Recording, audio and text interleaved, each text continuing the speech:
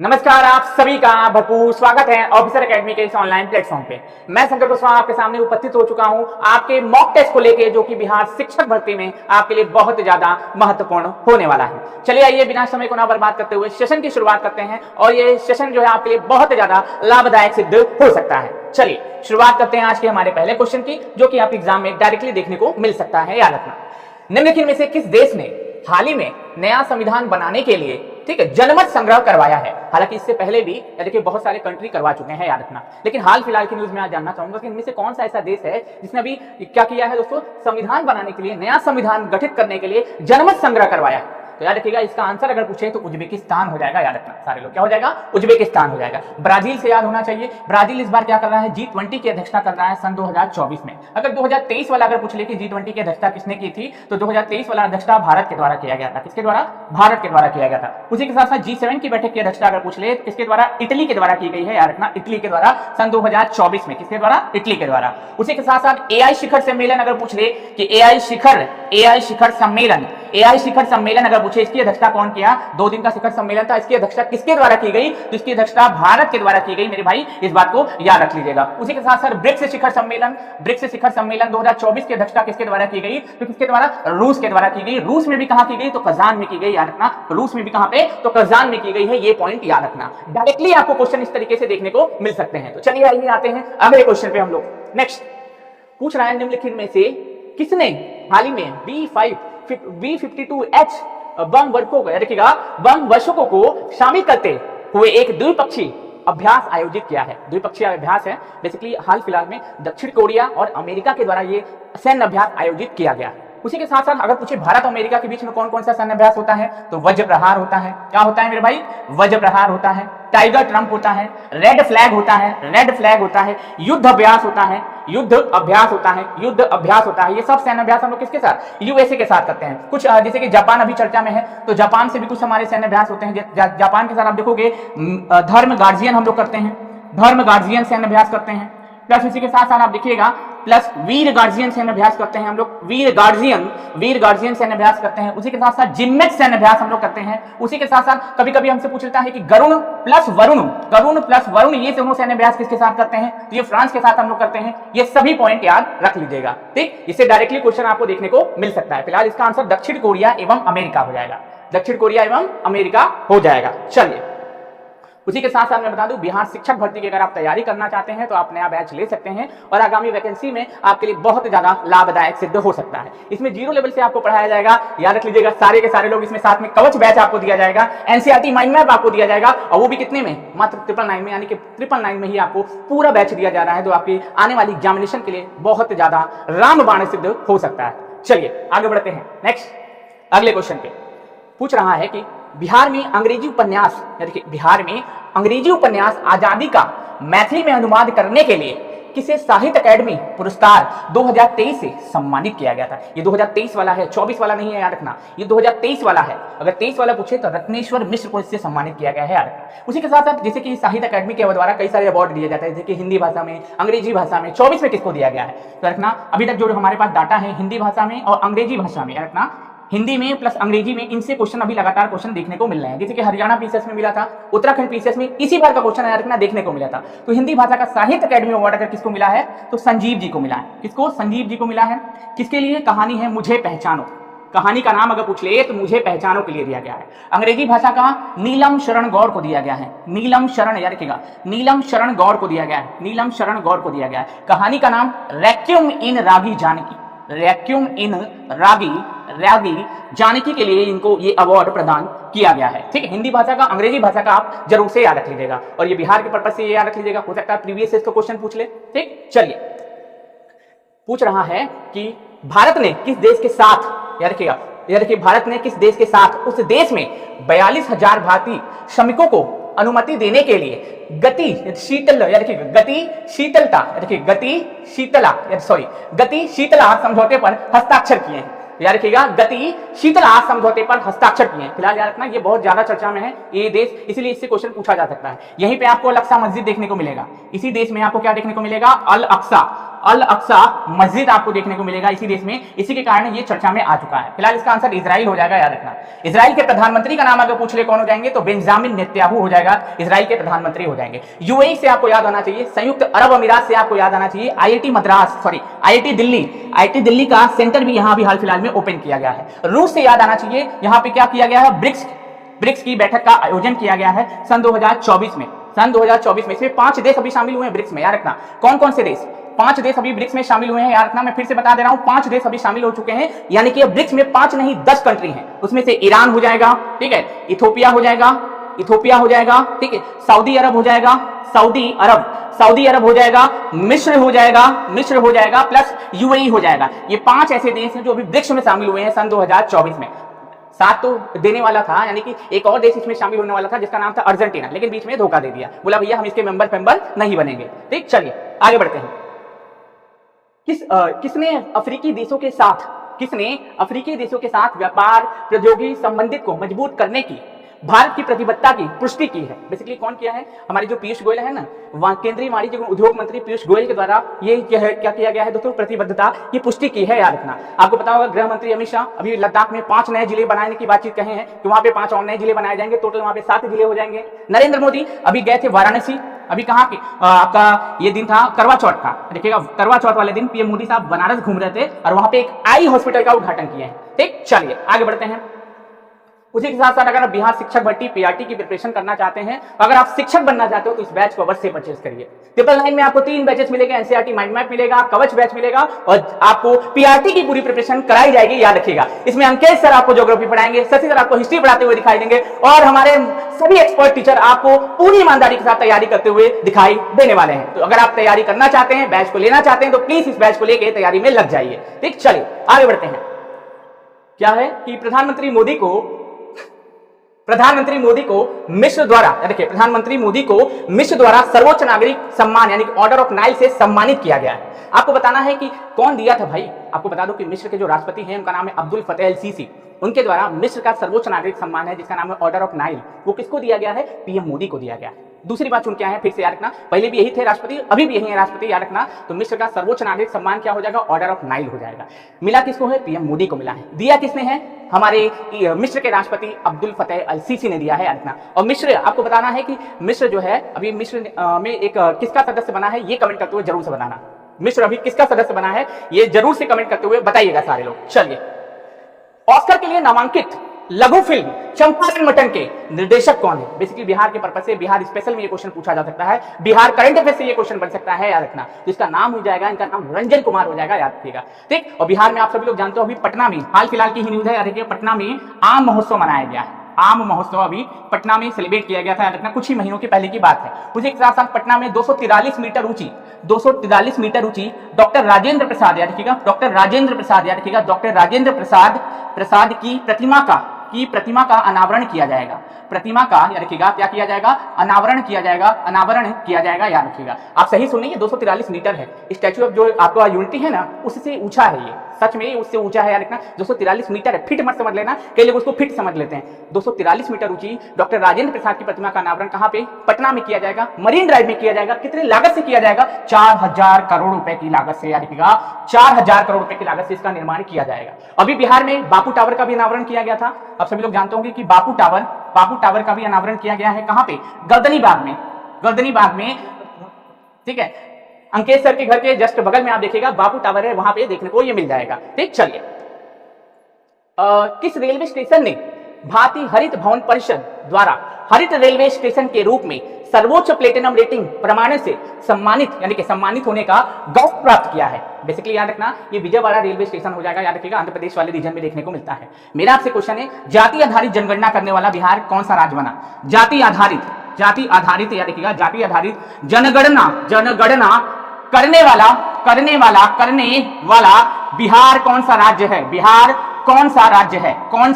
क्या है दोस्तों? राज्य है। कमेंट करते हुए आंसर बताइएगा कौन सा राज्य है। बेसिकली आपको बता दूं कि आंध्र प्रदेश करा रहा है, तेलंगाना करा रहा है, ठीक है, लेकिन बिहार क्या है? प्रथम राज्य है, याद रखिएगा। क्या हो जाएगा? बिल्कुल सही बता रहे हैं आप सभी लोग। बिहार प्रथम ऐसा राज्य है जिसने जाति आधारित जनगणना कराई है। उसके बाद आंध्र प्रदेश करवा रहा है, उसके बाद तेलंगाना करवा रहा है, उसके बाद झारखंड ने भी कहा है कि अपने यहाँ करवाएंगे, लेकिन 3 राज्य शुरू भी कर दिए हैं। मतलब बिहार में तो डाटा आ चुका है, आंध्र प्रदेश करवा रहा है, तेलंगाना भी करवा रहा है, लेकिन झारखंड की भी आधिकारिक रूप से पुष्टि नहीं की गई है, लेकिन 1-2 दिन में आपको वो पढ़ने को मिल जाएगा। ठीक, चलिए आगे बढ़ते हैं। किस वर्ष तक धार्मिक पर्यटन, रखिएगा, किस वर्ष में बोल रहा हूं, किस राज्य ने वर्ष का धार्मिक पर्यटन गंतव्य पुरस्कार जीता है? बेसिकली आपको जानते होंगे कि जहां पे सी स्पेस देखने को मिलेगा, जहां पे आइरिस देखने को मिलेगा, जहां पे शांति घाटी नेशनल पार्क देखने को मिलेगा, जहां पे पेरियार नेशनल पार्क देखने को मिलेगा, जहां पे ओणम फेस्टिवल देखने को मिलेगा, ये सब वहीं पे है, याद रखना। ये कहां पे? केरला में आपको देखने को मिल जाएगा। आपको बता दूं, यहाँ पे एक एआई टीचर है, बच्चों को पढ़ा रही है, प्राइमरी वाले बच्चों को। देखिए एआई टीचर आपको देखने को मिलेगी, एआई टीचर आपको देखने को मिलेगी जो बच्चों को पढ़ा रही है, जिसका नाम है आइरिस। देखिएगा आइरिस। और यहाँ पे खुद का ओटीटी प्लेटफॉर्म है, देखिए खुद का ओटीटी प्लेटफॉर्म है, इसका नाम आपको पता होना चाहिए। खुद का ओटीटी प्लेटफॉर्म है, इसका नाम है सी स्पेस। इसका नाम क्या हो जाएगा? सी स्पेस हो जाएगा, याद रखिएगा। इसका नाम क्या हो जाएगा? सी स्पेस हो जाएगा। शांत घाटी, याद रखिएगा, शांत घाटी नेशनल पार्क अभी चर्चा में है, क्योंकि यहाँ पे उड़ने वाली गिलहरी भी देखी गई है, याद रखना। हाल फिलहाल की ही न्यूज है, 3 दिन पहले की न्यूज है। ठीक, चलिए आते हैं हमारे अंतिम क्वेश्चन पे। ठीक, चल कि बिहार राज्य अनुसूचित जाति और अनुसूचित जनजाति, अत्यंत पिछड़ा जाति और सामान्य जातियों के लिए राज्य सरकार की नौकरियों में आरक्षण 50% से देखिएगा अधिक पारित कर दिया गया है। बेसिकली क्या किया गया है? नौकरियों को 50% तक पारित कर दिया है। बेसिकली कितने तक? बेसिकली आपको बता दूं कि अभी हाल फिलहाल में मुद्दा चर्चा में भी बना हुआ था और आप लोग इसके बारे में लगातार पढ़ भी रहे होंगे। ये 65% इसका आंसर हो जाएगा, याद रखना फिलहाल। ठीक, उसी के साथ साथ आपको बता दूं कि अब हम आपके साथ अंकेश सर जुड़ेंगे आपके ज्योग्राफी के महत्वपूर्ण क्वेश्चन लेके। तो सभी लोग जोरदार तालियों से अंकेश सर का स्वागत करिए। ठीक है, बहुत बहुत धन्यवाद आप सभी लोगों का। धन्यवाद शंकर सर। कैसे हैं साथियों? सबसे पहले आप सभी को नमस्कार, गुड इवनिंग और बहुत बहुत प्यार। और भगवान परम पिता परमेश्वर से यही दुआ करेंगे कि आपका रिजल्ट, जितना मेहनत आप कर रहे हैं, सुनिश्चित हो जाए। तो चलिए ज्योग्राफी के क्वेश्चंस के साथ मैं अंकेश सिंह आगे बढ़ता हूं। तो देख सकते हैं आप, ज्योग्राफी यहां लिखा हुआ है। गंगा नदी बिहार के कितने जिलों से होकर के बहती है? तो याद रखिएगा, इसका सही जवाब जो है वो 12 हो जाएगा। याद रखना है, सबसे पहले आपको क्वेश्चन करना है कि गंगा नदी कितने बिहार के जिलों से बहती है? तो 12 जिलों से होकर के बहती है।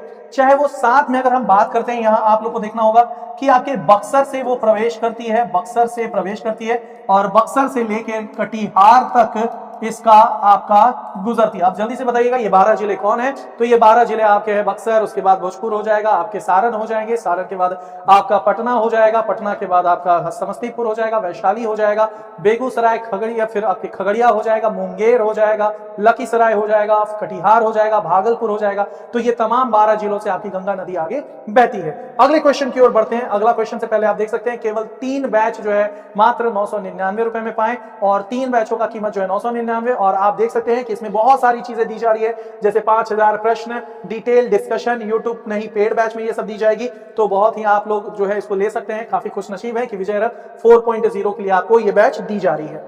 निम्नलिखित में से कौन बिहार का प्रमुख जूट उत्पादक क्षेत्र नहीं है? तो जल्दी से इसका जवाब दीजिए कि कौन सा इसका प्रमुख उत्पादक क्षेत्र नहीं है। तो नहीं का जब बात आ जाता है तो बिहार में जूट उत्पादक आपके कौन कौन से जिले हैं? तो सबसे पहला आपका पूर्णिया है और पूर्णिया के बाद आपका कौन है? तो आपका याद रखिएगा कटिहार है और थोड़े से भाग किशनगंज में भी आपका होता है। लेकिन यहां ना कैमूर है, ना समस्तीपुर है, ना सहरसा है। तो ये तीनों में से कोई भी नहीं है जहां प्रमुख खेती होती है। तो इनमें से कोई नहीं इसका आंसर हो जाएगा। ई जो है आपका सही उत्तर हो जाएगा। क्लियर है? तो क्या हो जाएगा आपका ई। तो निम्नलिखित में से कौन सा बिहार का प्रमुख जो उत्पादन है? तो डी उपयुक्त में से एक से अधिक, सॉरी यहां क्या हो जाएगा? एक से अधिक। कोई भी उत्पादक नहीं है तो नहीं तो पूछ रहा है, तो एक से अधिक हो जाएगा इसका आंसर। डी जो है आपका सही उत्तर हो जाएगा। याद रखिएगा डी इसका सही उत्तर हो जाएगा साथियों, क्योंकि यहां बोल रहा है कौन सा प्रमुख उत्पादक नहीं है जूट का। तो कैमूर भी नहीं है, समस्तीपुर भी नहीं है, सहरसा भी नहीं है और यहां नहीं ही पूछ रहा है, तो एक से अधिक इसका सही उत्तर हो जाएगा। क्लियर है? फिर यहां देखिए बिहार में कौन सा राष्ट्रीय राजमार्ग आपका स्वर्णिम चतुर्भुज परियोजना का एक हिस्सा है? तो याद रखिएगा क्या NH19 है, 31 है, 35 है, 38 है। तो जल्दी से बताइए इसका आंसर क्या हो जाएगा। तो बिहार में कौन सा राष्ट्रीय राजमार्ग स्वर्णिम चतुर्भुज परियोजना का भाग आता है? किसी को पता है क्या हो सकता है? तो इसका क्या हो जाएगा आंसर? जल्दी से कोई नहीं बता पा रहा है, फिर आप कहते हैं सर थोड़ा धीरे करवाइए ताकि आंसर देने में सक्षम हो सके। तो अगर आंसर देना है तो आपको थोड़ा सा फास्ट करना होगा। देखिए सबसे पहले आपको बता देते हैं 31, 35 और 38 ये तीनों जो है आपके नहीं आते हैं, आपका केवल NH19 आता है, याद रखिएगा NH19 जो है वो आता है, याद रखना है। तो 31, 35, 38 स्वर्णिम चतुर्भुज के अंतर्गत नहीं आता है, याद रखना है ये बात को, क्लियर है। उसके बाद निम्नलिखित में से कौन सा जिला बिहार के AW कोपेन वर्गीकरण का हिस्सा नहीं है? तो नहीं है, याद रखिएगा, जमुई भी नहीं है, गया भी नहीं है, मुंगेर भी नहीं है। तो आपका आंसर क्या हो जाएगा? एक से अधिक, यानी कि ये तीनों जो है वो आपका AW में नहीं आएगा। क्यों नहीं आएगा? क्योंकि बिहार एक शीतोष्ण है, बिहार का ऐसा भाग है तो शीतोष्ण जलवायु है, और कोपेन के अनुसार बिहार किसमें आता है? कोपेन के अनुसार बिहार CWG में आता है। तो CWG बिहार में कोई भी कैसे शुरू होगा? C से शुरू होगा, और यहाँ A है तो ये क्वेश्चन ही गलत है। बिहार का कोई भी हिस्सा AW में नहीं आएगा, तो इसका आंसर क्या होगा? उपयुक्त में से एक से अधिक है जो नहीं आएगा, क्लियर है।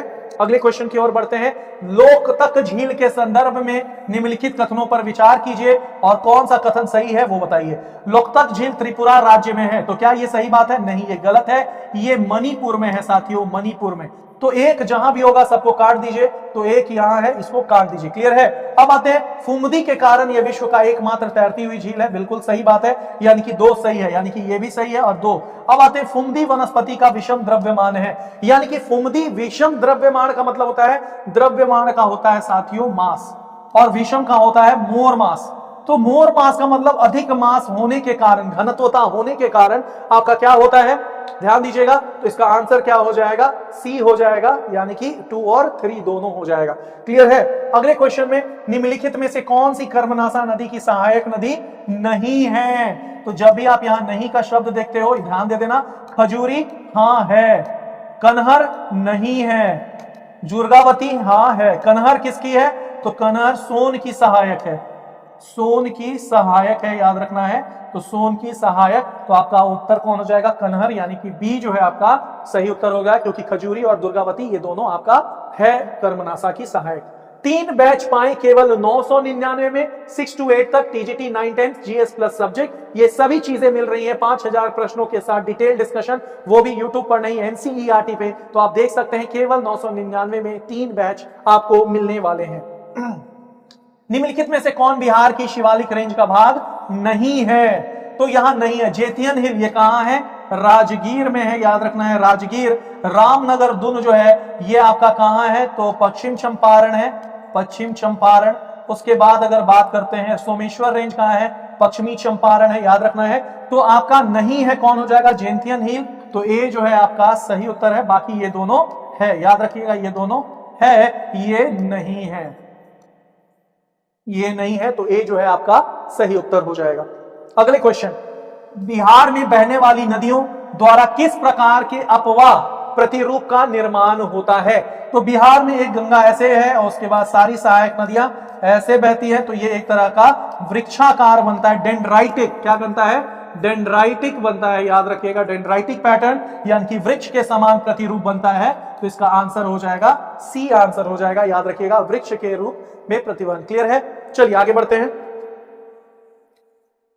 9वां का क्या क्वेश्चन है? बिहार में दर्ज वन क्षेत्र का प्रतिशत कितना है? हम लोग बिहार के भूगोल में इस क्वेश्चन को किए थे। तो 7.84%, 7.84%। तो ये गलत है, ये भी गलत है, ये भी गलत है, तो उपयुक्त में से कोई नहीं। तो रीसेंट रिपोर्ट के अनुसार बिहार का वन क्षेत्र कुल कितना है? तो 7.84% के साथ इनमें से कोई नहीं उत्तर हो जाएगा। तो याद रखिएगा ई इसका सही उत्तर हो जाएगा। 7.84% ये किसका रिपोर्ट है? तो फॉरेस्ट रिपोर्ट 2021 के अनुसार ये लेटेस्ट है, अभी तक इसके बाद कोई फॉरेस्ट रिपोर्ट नहीं आया है। बिहार का न्यूनतम जनसंख्या वाला जिला कौन है? शेखपुरा, शिवहर, सीतामढ़ी, उपयुक्त में से कोई नहीं एक से अधिक। तो याद रखिएगा न्यूनतम जनसंख्या शेखपुरा में है, याद रखना है न्यूनतम जनसंख्या शेखपुरा में। सर्वाधिक कहां है? तो सर्वाधिक पटना में है, सर्वाधिक पटना में है। और न्यूनतम कहां है? तो न्यूनतम आपका शेखपुरा में है। तो A will be your correct answer, याद रखिएगा ए जो है सही आंसर हो जाएगा। बिहार शिक्षक भर्ती 4.0, अगर आप पीआरटी व 1 से 5 तक की तैयारी कर रहे हैं तो गणित, रीजनिंग, विज्ञान, करंट अफेयर, सामाजिक विज्ञान, भूगोल, पर्यावरण, भारतीय राष्ट्रीय आंदोलन, हिंदी, इंग्लिश, ये सभी आपको पढ़ाए जाएंगे, वो भी केवल 999 में, जिसमें आप लाइव प्लस रिकॉर्डेड क्लासेस देख सकते हैं, चैप्टर वाइज एमसीक्यू देख सकते हैं और विभिन्न प्रकार की जो है सहायता आपको की जाएगी, वो भी केवल 999 रुपए में। तो आज ही जुड़िएगा ऑफिसर्स एकेडमी के साथ। डेक्कन ट्रैप के संबंध में निम्नलिखित कथनों पर विचार करना है। डेक्कन ट्रैप मिश्रित प्रकार के ज्वालामुखी द्वारा विस्फोट है, ये गलत है। यहां बाढ़ बसाल्ट प्रांत, याद रखना है, बाढ़ बसाल्ट प्रांत विस्फोट हुआ था, याद रखना है। तो ये स्टेटमेंट गलत है। इनमें मृत्तिका का उच्च अनुपात होता है, जुताई करना मुश्किल हो जाता है, बात सही है। काफी चिपचिपा होने के कारण जुताई करना बहुत ही मुश्किल होता है और यहाँ की मृदा चूने नमी धारण करने वाली मृदा भरपूर होती है, तो ये बात भी सही है। तो याद रखिएगा इसका 2 और 3 सही उत्तर है, तो केवल 2 और 3 यानी कि बी जो है आपका सही उत्तर है। और आप देख सकते हैं कि यहाँ सही उत्तर पूछा जा रहा है। अगले क्वेश्चन की ओर बढ़ते हैं। कोटापुरम से कोलम विस्तार निम्नलिखित में से किस अंतरराष्ट्रीय जलमार्ग से जुड़ा हुआ है? तो राष्ट्रीय जलमार्ग अगर 1 की बात करते हैं तो ये गंगा नदी पर बनी हुई है, गंगा। अगर हम राष्ट्रीय जलमार्ग अगर 2 की बात करते हैं तो ये ब्रह्मपुत्र नदी पर, याद रखना है,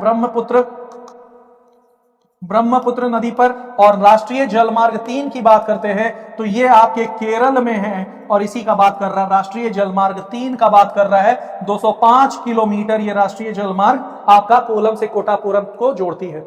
अगले क्वेश्चन की ओर आते हैं। 2011 की जनगणना के अनुसार निम्नलिखित में से किस राज्य में सबसे अधिक ग्रामीण आबादी है? तो याद रखिएगा, अगर राज्यों की अगर हम बात करें तो यूपी वो राज्य है जहां की ग्रामीण आबादी सर्वाधिक है। तो सर्वाधिक ग्रामीण आबादी आपको देखने को कहां मिलती है? आपके यूपी में। तो याद रखना इसका सही उत्तर क्या हो जाएगा? ग्रामीण आबादी के साथ आपका यूपी जो है सही उत्तर हो जाएगा, यानी कि सी जो है आपका सही उत्तर है। क्लियर है?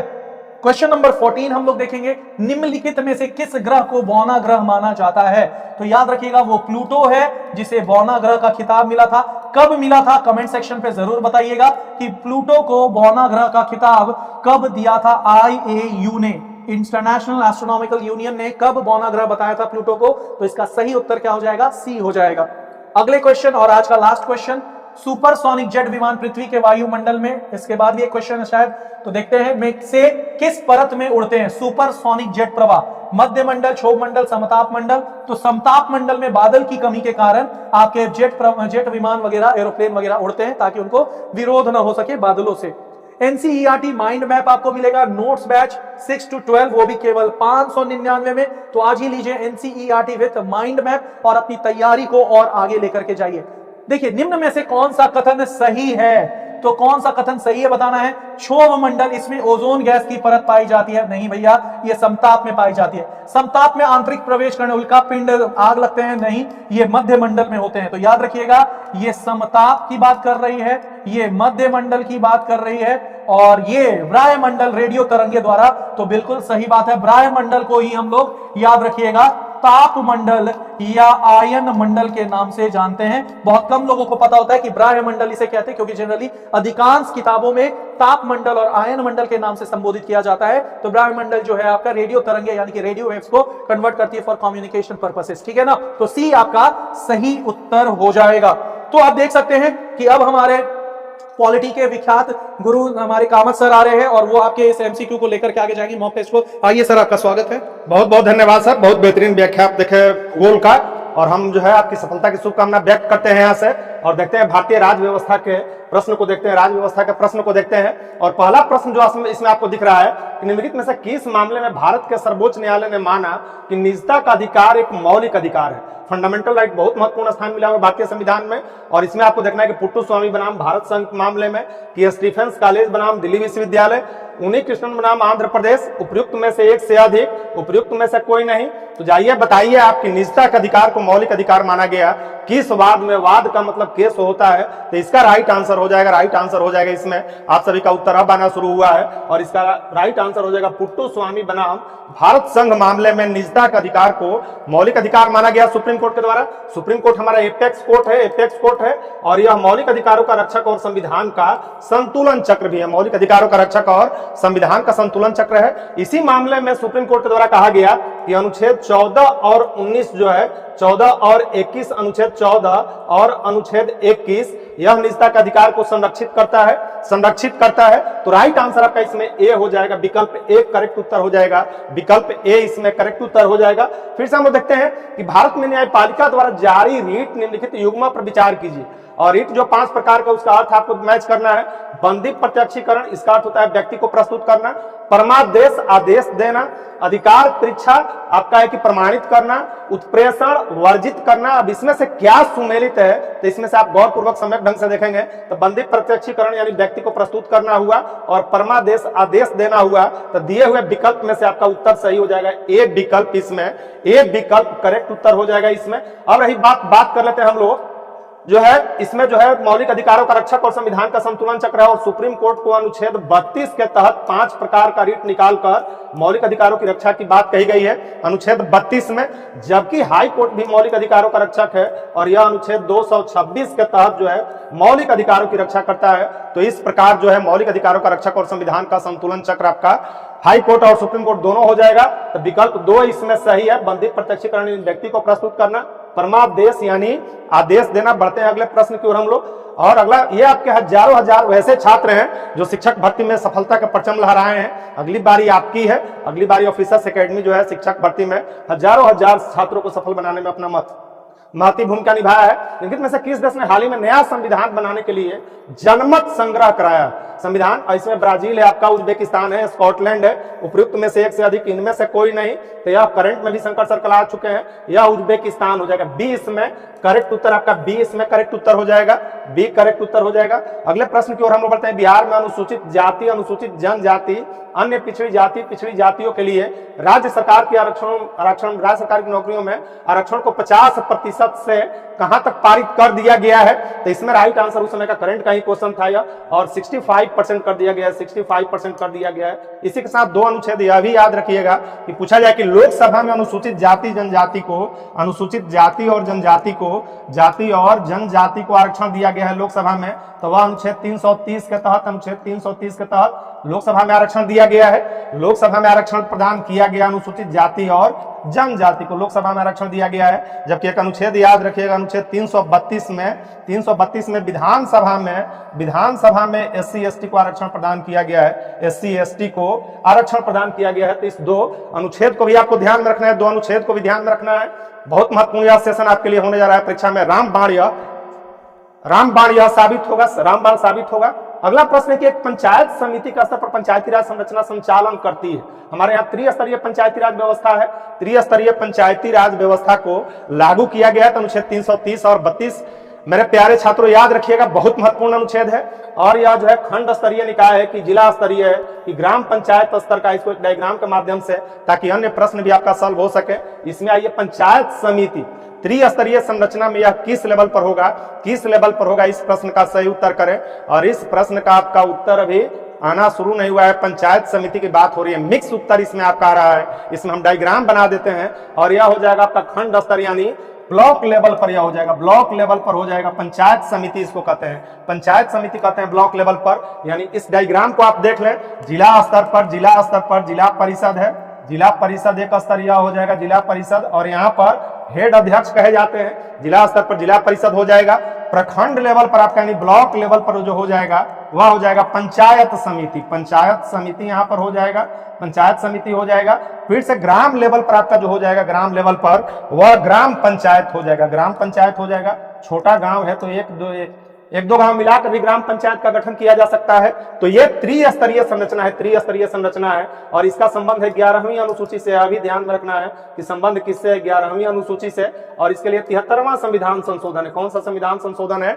73वां महत्वपूर्ण प्रश्न है यह। तो खंड स्तरीय निकाय है, पंचायत समिति किस स्तर का निकाय है? तो यह ब्लॉक लेवल पर पंचायत समिति, जिला स्तर पर जिला परिषद, और यहाँ पर अध्यक्ष कहे जाते हैं, यहाँ पर प्रमुख कहे जाते हैं, और यहाँ पर मुखिया कहे जाते हैं। इसी तरह शहरी संरचना भी त्रिस्तरीय है। बड़े शहरों में आपका नगर निगम का स्थापना किया गया है, मध्यवर्ती शहर में नगर परिषद की स्थापना की गई है, और निचले स्तर पर नगर पंचायत की स्थापना की गई है। अगला प्रश्न जो है कि भारतीय संविधान के अनुच्छेद 14 में लिखा हुआ है कानून के समक्ष समता किस देश के संविधान से लिया गया है, किस देश के संविधान से लिया गया है, फ्रांस से लिया गया है कि ब्रिटेन से लिया गया है कि अमेरिका से लिया गया है। यह समता के अधिकार के तहत है और मौलिक अधिकार के अनुच्छेद 14 से 18 में समता का उल्लेख है। अनुच्छेद 14 के बारे में पूछा जा रहा है कि यह किस देश से लिया गया है। कमेंट बॉक्स में जाइए और सही उत्तर का चयन इसमें कीजिए। क्या हो जाएगा? हाँ, क्वेश्चन नंबर 6 में आपको बताना है कि क्या हो जाएगा और बी आप सभी का करेक्ट है। आज यद्यपि कुछ मिला जुला उत्तर आ रहा है, बी इसमें ब्रिटेन हो जाएगा। यानी न केवल जो है विधि के समक्ष समानता ब्रिटेन से लिया गया है, बल्कि संसदीय शासन भी आपसे पूछा जाए कि संसदीय शासन कहां से लिया गया है, तो यह ब्रिटेन से लिया गया है। संसद से रिलेटेड बातें। फिर से संवैधानिक प्रमुख के रूप में राष्ट्रपति का पद लिया गया है। संवैधानिक प्रमुख के रूप में पूछा जाए तो राष्ट्रपति का पद कहां से लिया गया है? ब्रिटेन से ही लिया गया है। मंत्रिपरिषद सामूहिक रूप से उत्तरदायी किसके प्रति होती है? लोकसभा के प्रति। ब्रिटेन को विधि निर्माण की प्रक्रिया कहां से लिया गया है? ब्रिटेन से लिया गया है। एकल नागरिकता कहां से लिया गया है? तो वह भी ब्रिटेन से लिया गया है। अमेरिका से आपका मौलिक अधिकार लिया गया है। उपराष्ट्रपति का पद लिया गया है। राष्ट्रपति पर महाभियोग लिया गया है। न्यायिक पुनर्विलोकन लिया गया है। यानी स्रोत आपका बड़ा महत्वपूर्ण टॉपिक है और 3 स्रोतों की भारतीय संविधान पर पुष्टि होती है जो पूर्व में अधिनियम पारित किए गए, यानी एक्ट पारित किए गए 1773 से लेकर 1947 तक, भारतीय स्वतंत्रता अधिनियम तक। दूसरा, संविधान सभा में हुई महत्वपूर्ण चर्चाएं। और तीसरा स्रोत का जो उल्लेख मिलता है वह विदेशों से ली गई व्यवस्थाएं हैं। विदेशों से ली गई व्यवस्थाएं, तो इसमें आपका करेक्ट उत्तर बी हो जाएगा। बी इसमें करेक्ट उत्तर हो जाएगा। और मंत्रिपरिषद सामूहिक रूप से लोकसभा के प्रति उत्तरदायी होती है, यह भी लिया गया है ब्रिटेन से। अमेरिका में जुडिशियरी को याद रखना है। स्वतंत्र और निष्पक्ष न्यायपालिका पूछा जाए कि वह कहां से लिया गया है, तो वह अमेरिका से लिया गया है। उपराष्ट्रपति का पद लिया गया है। बहुत महत्वपूर्ण मौलिक अधिकार अमेरिका से लिया गया है। राष्ट्रपति पर महाभियोग चलाने की प्रक्रिया अमेरिका से लिया गया है। तो 1-2 प्रश्न आपका फिक्स हो जाता है। स्रोत को एक बार रिवाइज कर लीजिएगा। ऑस्ट्रेलिया से समवर्ती सूची लिया गया है। अब कमेंट बॉक्स में जाकर आपसे पूछ दिया जाए कि अनुच्छेदों का प्रावधान कहां से लिया गया है, तो खूबसूरत देश जापान को याद रखिएगा, जिसे उगते हुए सूरज का देश भी कहते हैं, उगते हुए सूरज का देश कहते हैं। और ये हजारों हजार वैसे छात्र हैं जो शिक्षक भर्ती में सफलता का परचम लहराए हैं। अगली बारी आपकी है, तो इससे लाभान्वित तो हुई है। अगला प्रश्न आपका है कि भारतीय संविधान को बनाने में कितना समय लगा था? भारतीय संविधान विश्व का सबसे बड़ा लिखित संविधान है। विश्व का सबसे बड़ा लिखित संविधान है। बृहद संविधान है यह। और बृहद होने का कारण भी पूछा जाए कि क्या है बड़ा होने का कारण, तो इसमें आपको बताना है कि इस संविधान को अगर यह पूछा है किसके द्वारा बनाया गया, तो संविधान सभा के द्वारा इसको बनाया गया। और इस संविधान सभा का गठन हुआ था कैबिनेट मिशन योजना के तहत। इस संविधान सभा का गठन हुआ था 1946 की यह योजना है। 3 सदस्यीय कैबिनेट मिशन था, लॉरेंस के नेतृत्व में आया हुआ था। तो इसमें आप सभी का जो है एक मुफ्त सही आंसर आ रहा है। 2 वर्ष 11 महीना 18 दिन। इस पर कुछ आलोचनाएं भी होती है कि बहुत लंबा समय लग गया, बहुत अधिक पैसा खर्च हुआ। तो भारत कोई सामान्य देश नहीं है, इस सामाजिक संस्कृति वाला देश है। कई हजार जातियां, उपजातियां, औपनिवेशिक शासन का अधीन यह रहा था। और आपसे हम प्रश्न किए थे कि भारतीय संविधान का बड़ा होने का कारण क्या है। कमेंट बॉक्स में जाकर इस प्रश्न का सही उत्तर बताइए, क्या हो जाएगा। तो बड़ा होने का कारण यह नहीं है कि कई देशों से चीजें ली गई है, बल्कि बड़ा होने का, लार्ज होने का, बृहद होने का कारण है कि इसमें संघ के साथ साथ राज्यों की भी सरकारों का उल्लेख है। यानी भारत में संघात्मक शासन व्यवस्था को अपनाया गया है। और संघात्मक शासन व्यवस्था में 2 स्तर की सरकारें होती है, केंद्र की, दूसरी राज्य की। तभी इन सब महत्वपूर्ण बातों को ध्यान में आप रखेंगे, ध्यान में रखेंगे। राज्य का मंत्री परिषद, यहां पर शब्द पर ध्यान दीजिए, सामूहिक तौर पर किसके प्रति उत्तरदायी होता है? विधानसभा के प्रति, मुख्यमंत्री के प्रति, राज्यपाल के प्रति, एक से अधिक, इनमें से कोई नहीं। इस प्रश्न का उत्तर आपका हम देखना चाहें क्या होगा। बढ़िया प्रश्न है यह कि मंत्री परिषद सामूहिक रूप से किसके प्रति उत्तरदायी होती है। क्योंकि भारत में संसदीय शासन अपनाया गया। संसदीय शासन कहां से लिया गया है? ब्रिटेन से लिया गया है। ब्रिटेन से लिया गया है। तो आप सभी का उत्तर इसमें आ रहा है, उत्तर इसमें मिक्स उत्तर आ रहा है। और ये उत्तर जो है मिक्स उत्तर नहीं आना चाहिए था। सामूहिक रूप से मंत्री परिषद अगर पूछेगा तो यह निम्न सदन के प्रति, यानी विधानसभा के प्रति उत्तरदायी होगा। केंद्र की बात होगी तो लोकसभा के प्रति उत्तरदायी होगा। यही यदि पूछा जाए कि मंत्री व्यक्तिगत रूप से किसके प्रति उत्तरदायी होंगे, व्यक्तिगत रूप से किसके प्रति उत्तरदायी होंगे, तो यह राज्यपाल के प्रति उत्तरदायी होंगे। इंडिविजुअली राज्यपाल और राष्ट्रपति के प्रति। और सामूहिक रूप से पूछा जाता है यह विधानसभा और लोकसभा के प्रति मंत्रिपरिषद उत्तरदायी होता है। और बढ़ते हैं अगले प्रश्न की ओर। राज्यपाल के द्वारा मंत्रियों की नियुक्ति भी की जाती है। मंत्री बनाए जा सकते हैं बगैर जो है विधानसभा और विधान परिषद के सदस्य रहे, परंतु उसके लिए आवश्यक है कि 6 महीना के अंदर उनको सदन की सदस्यता लेनी होगी। अगला प्रश्न जो आपका है वह यह है, कूट के सहारे इसका उत्तर देना है। और यह 73वें संविधान संशोधन के बारे में है। निम्नलिखित कथनों पर विचार कीजिए। 73वें संशोधन के बाद विकेंद्रीकरण किया गया, यानी पंचायती राज व्यवस्था किस पर आधारित है, तो इसको याद रखिएगा, डिसेंट्रलाइजेशन पर आधारित है। और क्या क्या विकेंद्रीकरण किया गया, तो निर्णय लेने की शक्तियों का, पूर्ण व्यवस्था का, न्यायिक शक्तियों का, प्रशासनिक शक्तियों का, तो इसमें यदि आप छांट कर भी प्रश्न को बनाएंगे तो यह न्यायिक शक्ति नहीं होगा, न्यायिक शक्ति नहीं होगा। यानी इसमें आपका विकल्प ए और बी यहाँ पर कटेगा। यहाँ पर पूर्ण व्यवस्था का विकेंद्रीकरण किया गया, यानी स्थानीय स्तर पर स्थानीय लोगों द्वारा स्थानीय महत्व के मुद्दों पर नीति निर्माण और क्रियान्वयन के लिए इसका विकेंद्रीकरण किया गया। प्रशासनिक शक्तियों का किया गया, पूर्ण व्यवस्था का निर्णय लेने की शक्तियों का किया गया। यानी इसमें आपका राइट आंसर हो जाएगा 1, 2 और 4 इसमें करेक्ट उत्तर हो जाएगा। 1, 2, 4 इसमें करेक्ट उत्तर हो जाएगा, यानी सी करेक्ट उत्तर हो जाएगा, सी करेक्ट उत्तर हो जाएगा। तो आपका जो है हाँ यहाँ पर दिख रहा है आपका आप एनसीईआरटी माइंड मैप, जो कि परीक्षा में आपका रामबाण साबित हो सकता है। हूबहू प्रश्न यहाँ से आते हैं एनसीईआरटी से, चाहे वह यूपीएससी का परीक्षा हो, शिक्षक भर्ती में तो एनसीईआरटी ने कमाल ही कर दिया, खासकर टीआरई 1 और 2 में। तो इससे आप लाभान्वित हों। बिल्कुल आपका जो है संक्षिप्त रूप में यह माइंड मैप मिलेगा, और वह भी मात्र 599 रुपया में। तो 599 रुपया में। तो यहीं पर आपका सेशन यहाँ पर यह होता है। अब नेक्स्ट सेशन के लिए जुड़िए, और नेक्स्ट सेशन जो आपका दिख रहा है वह आ रहे हैं हमारे चहेते प्रवीण सर, जो कि मैथ के जादूगर हैं, और इनके मैथ के प्रश्नों से आप रूबरू होइए। बहुत बहुत स्वागत है सर, आइए आपका Praveen sir. Praveen sir, sir को बहुत बहुत धन्यवाद जी सर। और अब हम लोग मैथ्स के महत्वपूर्ण सवाल करेंगे, जो आपके एग्जाम पीआरटी के लिए फायदेमंद होने वाला है। जी हाँ, हमारे बाद रीजनिंग की क्लास होगी।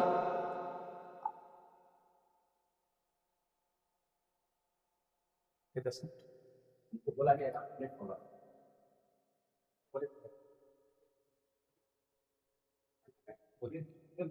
आपको छोड़ा गया।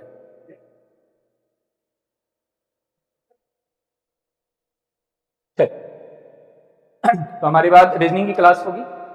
तो चल, पहला सवाल आपको करना है। सवाल क्या है भाई, और चूंकि मॉक टेस्ट है तो थोड़ा सा हम लोग स्पीड भी करेंगे। जी हाँ, सवाल है कि 8 अंकीय संख्या 179x091y 88 से विभाज्य है। आपको पता है 88 से विभाज्य होने का क्या मतलब होता है। ये 8 से भी विभाज्य होना चाहिए और 11 से भी विभाज्य होना चाहिए। अच्छा, 8 का रूल क्या होता है? 8 का रूल होता है कि अंतिम 3 अंक 8 से विभाज्य होना चाहिए, यानी 91y 8 से विभाज्य होना चाहिए। अगर आप विभाज्य कर रहे हैं तो आपको क्या मिल रहा है लास्ट में 3y। तो इस y के जगह पे क्या होगा कि 8 से कट जाएगा, तो जाहिर सी बात है 2 होगा, तो 8 चौका 32 हो जाएगा। यानी हमने कहा इस y के जगह पे से, इस y के जगह पे 2 होगा। ठीक है, अब चूंकि 88 से विभाज्य की बात हो रही है तो केवल 8 से काम नहीं चलेगा, 11 से भी भाग लगना पड़ेगा। 11 का रूल क्या है भाई? विषम स्थानों के अंकों का योग जोड़िए, सम स्थानों के अंकों का योग जोड़िए, या एक एक स्थान छोड़कर जोड़िए। तो चलिए 1 0 1 1 9 10 और 1 11 हो रहा है, इधर से जोड़ते हैं। 2 9 11 11 प्लस x प्लस 7, ये 18 प्लस x हो रहा है। भाई इनका अंतर जो है 11 से कटना चाहिए, तो अगर मैं इस x के जगह पे 4 लिख दूं तो ये 22 और 11 का अंतर 11 हो जाएगा, जो कट जाएगा। यानी x का मान 4, y का मान 2 होना चाहिए। हमसे x माइनस वाई पूछा है, 4 माइनस 2 पूछा है, आपका आंसर क्या हो जाएगा? 2 करेक्ट हो जाएगा। इस सवाल का आंसर सी होगा। आगे बढ़ते हैं दूसरे नंबर सवाल के पास। जरा फटाफट करेंगे इस सवाल का कि दशमलव संख्याओं का एलसीएम निकालना आपको आता है, तो दशमलव संख्याओं का एलसीएम निकालिए। हमने कहा था हरों को बराबर कर दीजिए, तो इसे हम पॉइंट हटाएंगे तो 100 नीचे जाएगा, 0.36 में हटाएंगे तो 100 नीचे जाएगा, और 0.9 में अगर पॉइंट हटाएंगे तो 10 नीचे जाएगा। मैंने कहा है कुछ दिन पहले इस पर कंट्रोवर्सी भी बड़ी तेज हो रही थी।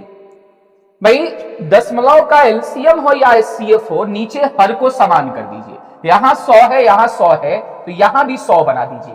तो 0 बैठा रहे हैं तो ऊपर भी आपको 0 बैठाना होगा। अब आप एलसीएम निकालिए। भिन्नों का एलसीएम क्या होता है?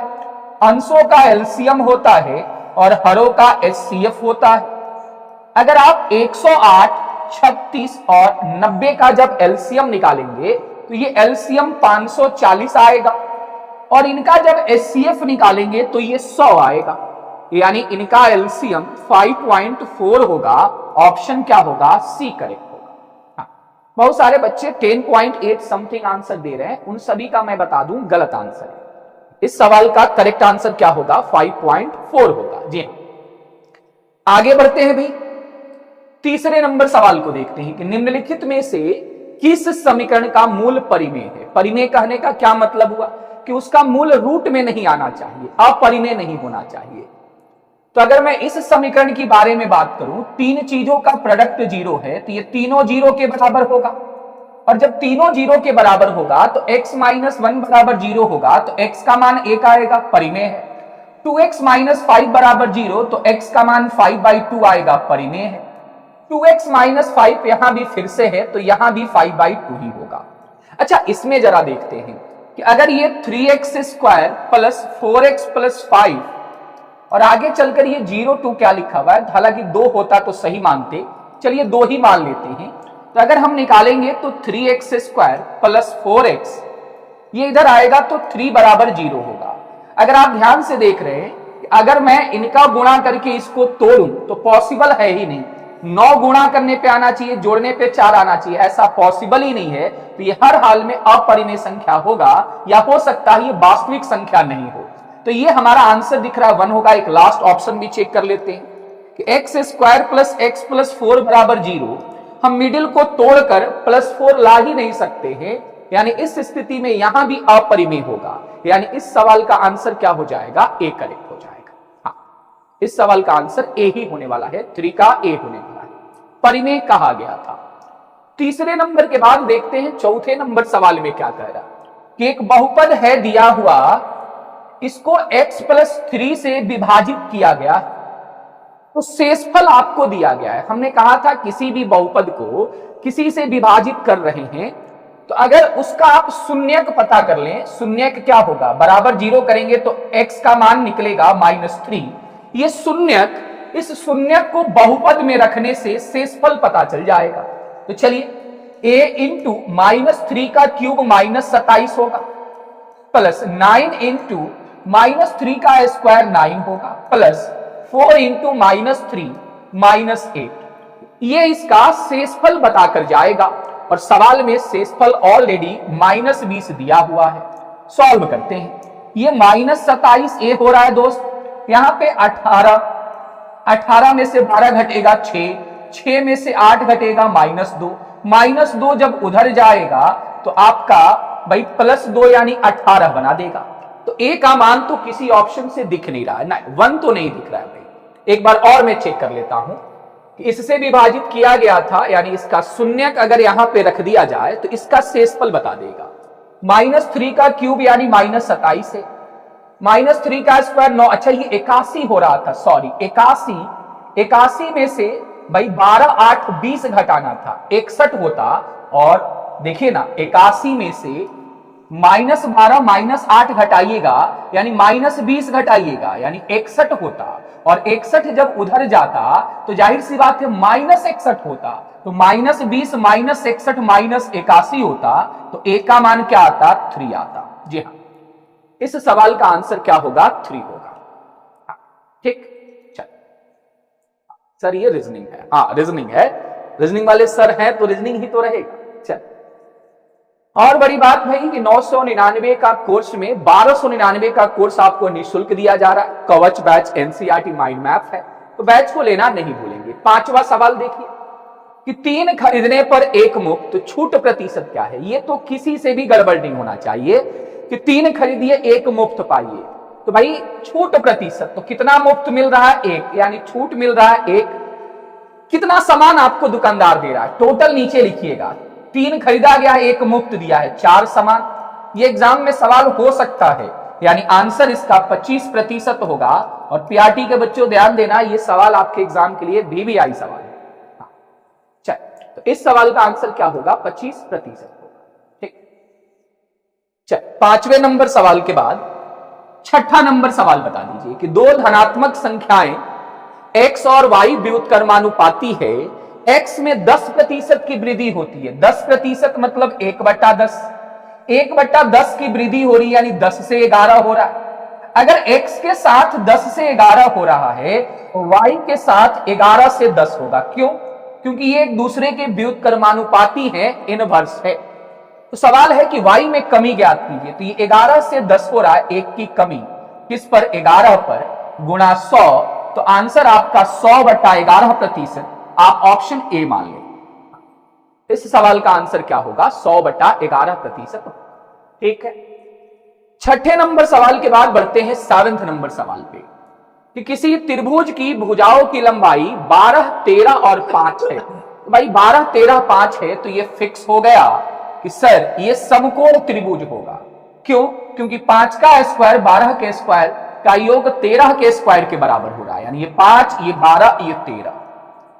इस त्रिभुज की सबसे बड़ी भुजा का संगत शीर्षलंब, इसका सबसे बड़ा भुजा कर्ण होता है। कहता है इसका शीर्षलंब क्या होगा, ऊंचाई क्या होगा। आप जानते हैं समकोण त्रिभुज का क्षेत्रफल 1/2 लंब गुणे आधार होता है, यही है क्षेत्रफल। अच्छा, इस समकोण त्रिभुज का एक और देखिए, ये आधार है और ये इसका लंब है, यानी ऊंचाई है। तो इसी त्रिभुज का क्षेत्रफल आप 1/2 गुणे 13 गुणे x बोल सकते हैं। दोनों ही त्रिभुज के क्षेत्रफल हैं, कट जाएगा, x का मान 60/13 होगा, जिसे हम 13 दूनी 52 और 8 दो पूर्णांक 13 चौका 52 8/13। ऑप्शन क्या हो जाएगा, ए करेक्ट हो जाएगा। जी हाँ, इस सवाल का आंसर ए होगा। 7वें नंबर सवाल के बाद बढ़ते हैं 8वें नंबर के पास। उससे पहले मैं बता दूं कि कवच बैच जो है प्रैक्टिस बैच है, जिसमें 5000 प्लस प्रश्न है। कहां कहां के प्रश्न हैं आपको दिख रहा है। तो भाई कवच बैच में ये सब फैसिलिटीज आपको दी गई है। और मैं बता दूं ये जीएस का ही केवल सेक्शन है। जी हाँ, जिसकी फीस 699 है, वैलिडिटी 1 साल है। 8वां नंबर सवाल पढ़ते हैं, क्या कह रहा है। घनाभ की लंबाई, चौड़ाई तथा ऊंचाई का योग 19 है। L plus B plus H 19 है। इसके विकर्ण की लंबाई, विकर्ण क्या होता है, square root L square plus B square plus H square. ये 5√5 है। तो अगर रूट उधर जाएगा तो स्क्वायर बना देगा, और 5√5 का जब ये स्क्वायर होगा तो 5 का स्क्वायर 25 गुणे 5 125 हो जाएगा।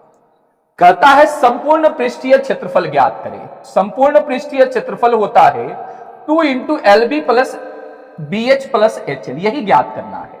अब जरा एक बात बताइए, अगर मैं इन दोनों तरफ स्क्वायर कर दूं तो कोई दिक्कत, आप कहेंगे नहीं। चलिए स्क्वायर करते हैं।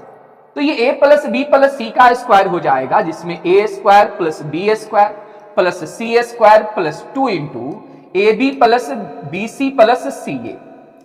यही आपका पता है 19 का स्क्वायर 361। अच्छा, ये आपको पता है सवाल में 125, तो ये जाकर घट जाएगा तो यही तो मान निकल जाएगा, और यही तो मान पूछा भी गया है। तो 361 में 125 घटा दीजिए, आपका आंसर 236 आने वाला है। इस सवाल का आंसर क्या हो जाएगा, सी करेक्ट हो जाएगा। इस सवाल का आंसर क्या हो जाएगा, सी राइट हो जाएगा, बनाया जा सकता था। 8वें नंबर सवाल के बाद 9वें नंबर सवाल को देखेंगे कि बेलन के वक्र पृष्ठीय क्षेत्रफल, बेलन का वक्र पृष्ठीय क्षेत्रफल 2πRH होता है। कहता है इसका 4 गुना, ठीक है, उसके आधारों के क्षेत्रफल। तो बेलन के 2 आधार होते हैं, ऊपर भी वृत्त नीचे भी वृत्त। तो आधारों के क्षेत्रफल, तो भाई एक वृत्त का क्षेत्रफल तो πr², 2 वृत्त है तो आधारों का क्षेत्रफल तो 2πr² हो गया। कहता है कि 6 गुने के बराबर है, इसमें 6 गुणा करेंगे तो ये आपको निकल जाएगा। चलिए सॉल्व करते हैं।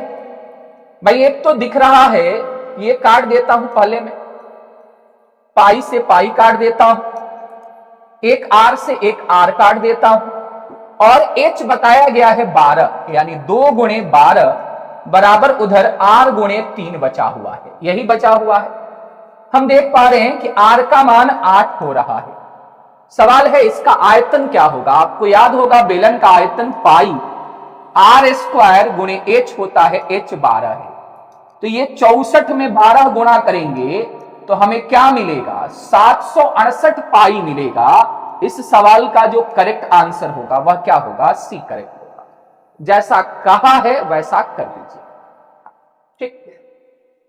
9वें नंबर सवाल के बाद 10वें नंबर सवाल को देखिए। n संख्याएं दी हुई है, जहां पे n 1 से बड़ा है, मतलब 1 से ज्यादा संख्याएं हैं। और जिनमें से एक संख्या 1 माइनस 1/n है, एक संख्या इतनी है। तो भाई n संख्या थी जिसमें एक संख्या आपने निकाल दिया, तो भाई बचा आपके पास n-1 संख्या, और ये जो भी संख्याएं हैं सब एक है।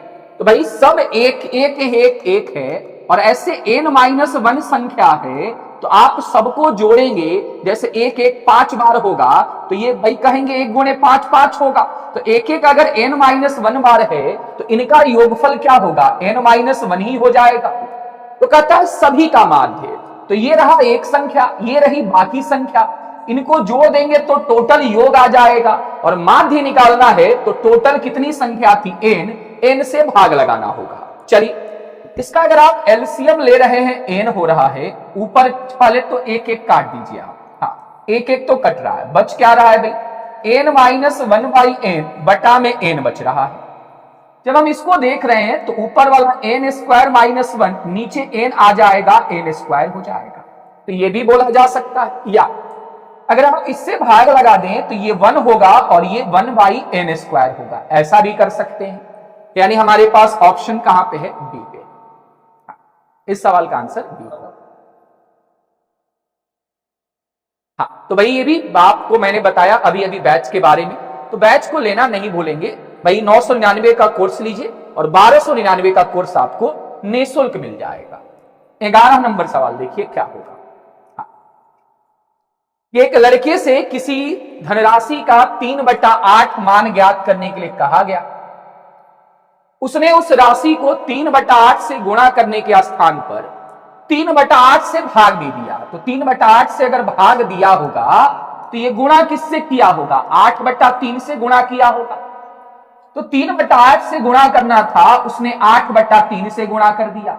इसका मतलब है कि उसका आना चाहिए था 9 और आ जाएगा 64। तो सवाल क्या कह रहा है कि सही उत्तर से 55 अधिक था, तो यही तो सही था, आना चाहिए था 9, आया है 64। कितना अधिक आया है भाई, 55। सवाल कह रहा है 55 ही अधिक था, हम लोग कह रहे हैं 55 अधिक था, सवाल भी कह रहा है 55 अधिक था। तो सही उत्तर तो 9 था, तो 55 का मतलब 55, तो 9 का मतलब क्या होगा, 9 होगा। इस सवाल का आंसर क्या होगा, 9 ही होगा। ठीक, 11वें नंबर सवाल के बाद 12वें नंबर में एक यहां पे एरर है, ये x+1 पावर में जाएगा, ये भी जाएगा पावर में। यानी सवाल है 2 power x+1 plus 2 power x-1 बराबर 80। मैंने कहा है इसको क्यों सॉल्व कर रहे हो, ऑप्शन से ही बना लो। अगर ये 5 है, x का मान 5 है, तो ये 2 के पावर 6 होगा, यहां पे ये 2 के पावर 4 हो जाएगा। क्या ये 80 के बराबर होगा, नहीं होगा, हाँ हो रहा है 2 के पावर 6 64 और 64 16 80। आप आगे चेक कर लो, चेक करने की कोई जरूरत नहीं है, द्विघात बन नहीं रहा है तो 2 आंसर आएगा भी नहीं, एक ही आंसर आपका आएगा। तो 12 का A होगा। 13 में क्या कह रहा है कि 5 अंकों की बड़ी से बड़ी संख्या ज्ञात करें। तो 5 अंकों की बड़ी से बड़ी संख्या 5 बार 9 होगा। किससे भाग लगना चाहिए, 12, 15, 18 और 27 से। तो इसका एलसीएम क्या होगा, 27, इसमें 3 कम था, 54 कर देते हैं। 3 बार ये 3 था, ये 2 ही बार था 3 इसमें, तो एक 3 और डाल देते हैं। एक चीज और करना होगा, या आप ऐसा भी कह दें, हालांकि 2 और तो डालना पड़ेगा। चल मैं एक बार चेक कर लेता हूं। ये 3 बार 3 है, ये 3 2 बार 3 है, 1 बार 2 है, ये 1 5 है, ये 2 बार 2 1 बार 3 है। एलसीएम क्या होता है, मैक्सिमम पावर होता है। 3 का पावर 3 लेना पड़ेगा, एक 5 लेना पड़ेगा और एक 2 के पावर 2 लेना पड़ेगा। यानी 4 5 20, अब 20 को 27 से गुणा करिए, 540 इसका एलसीएम आएगा। भाग लग जाएगा तो यही आंसर हो जाएगा, क्योंकि बड़ी से बड़ी संख्या पूछा है। 540 को घटा देते हैं, रीजनिंग वाले सर गड़बड़ एलसीएम नहीं ना निकला है 459, 9 से और भाग लगाते हैं भाई, ये जाएगा 8 से, 9 से तो नहीं जा रहा, 8 से जाएगा। 8 से जाएगा तो ये तो भाई 43 20 होगा, घटेगा 279 9 होगा। ये फिर किससे भाग जाएगा सर, 5 से भाग जाएगा, 2700। अच्छा बचा कितना है, 99। 99 शेषफल बच रहा है, तो आप तो इसमें संख्या तो जोड़ेंगे नहीं, क्योंकि जोड़ेंगे तो ये 6 अंकों की हो जाएगी। तो जो बचा है उसी को घटा लेते हैं, तो ये पूरा पूरा कट जाएगा, यानी 99900। इस सवाल का आंसर क्या होगा? बी होगा। इस सवाल का आंसर बी होगा। चल आगे बढ़ते हैं। 13 नंबर के बाद 14 कि सर -5/6 और 7/9 के बीच में अपरिमेय संख्या, दो संख्याओं के बीच में अनंत परिमेय संख्या होता है, आपने जाना है। अब ये बनेगा कैसे? तो ऑप्शन से ही बनेगा, भाग लगाकर देख लीजिए। 8 छक 48, 2 6 तिया 18, 2 6 तिया 18, यही समथिंग हो रहा है। यहां पे 9 सत्य 63, 7 फिर 63, यही 777 हो रहा है। इनके बीच में जो आएगा वो सब परिमेय संख्या। भाग लगाई, 25 8 200, बचेगा 40। देखिए 24 को अगर मैं 25 से भाग लगा रहा हूं तो ये 25 9 225 हो रहा है, 8 240 बच जा रहा था, ये 0.9 हो रहा है। और 0.8 और 0.7 के बीच में 0.9 तो इधर जाएगा, इधर बढ़ेगा, तो ये तो नहीं होगा। यहां पे 0.8 25 8 200, फिर आपके पास 20 बचेगा, फिर 200 88 हो रहा है। ये भी 0.83 से ज्यादा हो रहा है, ये भी नहीं होगा। ये है 0.75। भाई इसके और इसके बीच में 0.75 तो आएगा ही, क्योंकि 77 तक गया है, तो इसके पहले ही 75 होगा। आंसर क्या होगा? सी करेक्ट हो जाएगा। ठीक भाई, आप जानते ही हैं, कहने की जरूरत नहीं है, ऑफिशियल एकेडमी से हजारों की संख्या में छात्र सफल हुए हैं, जिसका आप स्क्रीन पे पिक्चर्स भी देख पा रहे हैं। 15 नंबर सवाल को देखते हैं क्या कह रहा है कि y का वह मान जो समीकरण, कैसा समीकरण है भाई? 3 - 5y, इसके नीचे 23 होगा, बराबर y + 1 - 2y + 4 को संतुष्ट करता है, यानी इनमें से कौन सा सेम है? चलिए सॉल्व करते हैं। क्या यही होना चाहिए? मुझे तो डाउट लग रहा है, चलिए कोई बात नहीं, करते हैं। ये 69 - 5y/23 होगा। इधर y में से 2y घटेगा -y, 1 में से 4 घटेगा -3। 69 - 5y बराबर -23y और -69 होगा, यही होना चाहिए सर। ठीक है, 69y इधर आ जा, 69 इधर आएगा तो 138, और ये उधर जाएगा तो -18y होगा। तो y का वैल्यू नेगेटिव आ रहा है समथिंग, ये तो नहीं दिख रहा है मुझे, ये भी नहीं दिख रहा, ये भी नहीं दिख रहा। आंसर नहीं हो जाए। यहां पे मे भी लगता है कुछ मिस्टेक है, क्योंकि फॉन्ट सही नहीं आया है, तो हो सकता है। चलिए आगे बढ़ते हैं। आज के सेशन का लास्ट सवाल है, और इस लास्ट सवाल का उत्तर आप सब बताए थे। हाँ, इसके बाद जुड़ेंगे आपके चहेते, आपके प्यारे, आपके दुलारे, स्मार्ट, ओवर स्मार्ट रीजनिंग वाले सर। इस सवाल का आंसर बताएंगे कि पूरक कोण के युग्म में, तो पूरक कोण मतलब एक x डिग्री होगा तो दूसरा 90 - x। पूरक मतलब दो एंगल को जोड़ने के बाद 90, संपूरक मतलब दो जोड़ने के बाद 180। तो कहता है इसका एक कोण दूसरे कोण का 2/3 है। तो 3 इधर आएगा, 3x, 2 गुणा होगा 180 - 2x, 5x बराबर 180, x बराबर 36 डिग्री होगा। तो ये 36 डिग्री था, ये 90 - x था, तो ये 54 डिग्री हो जाएगा, यानी दो कोण, एक 36 और एक 54 होगा।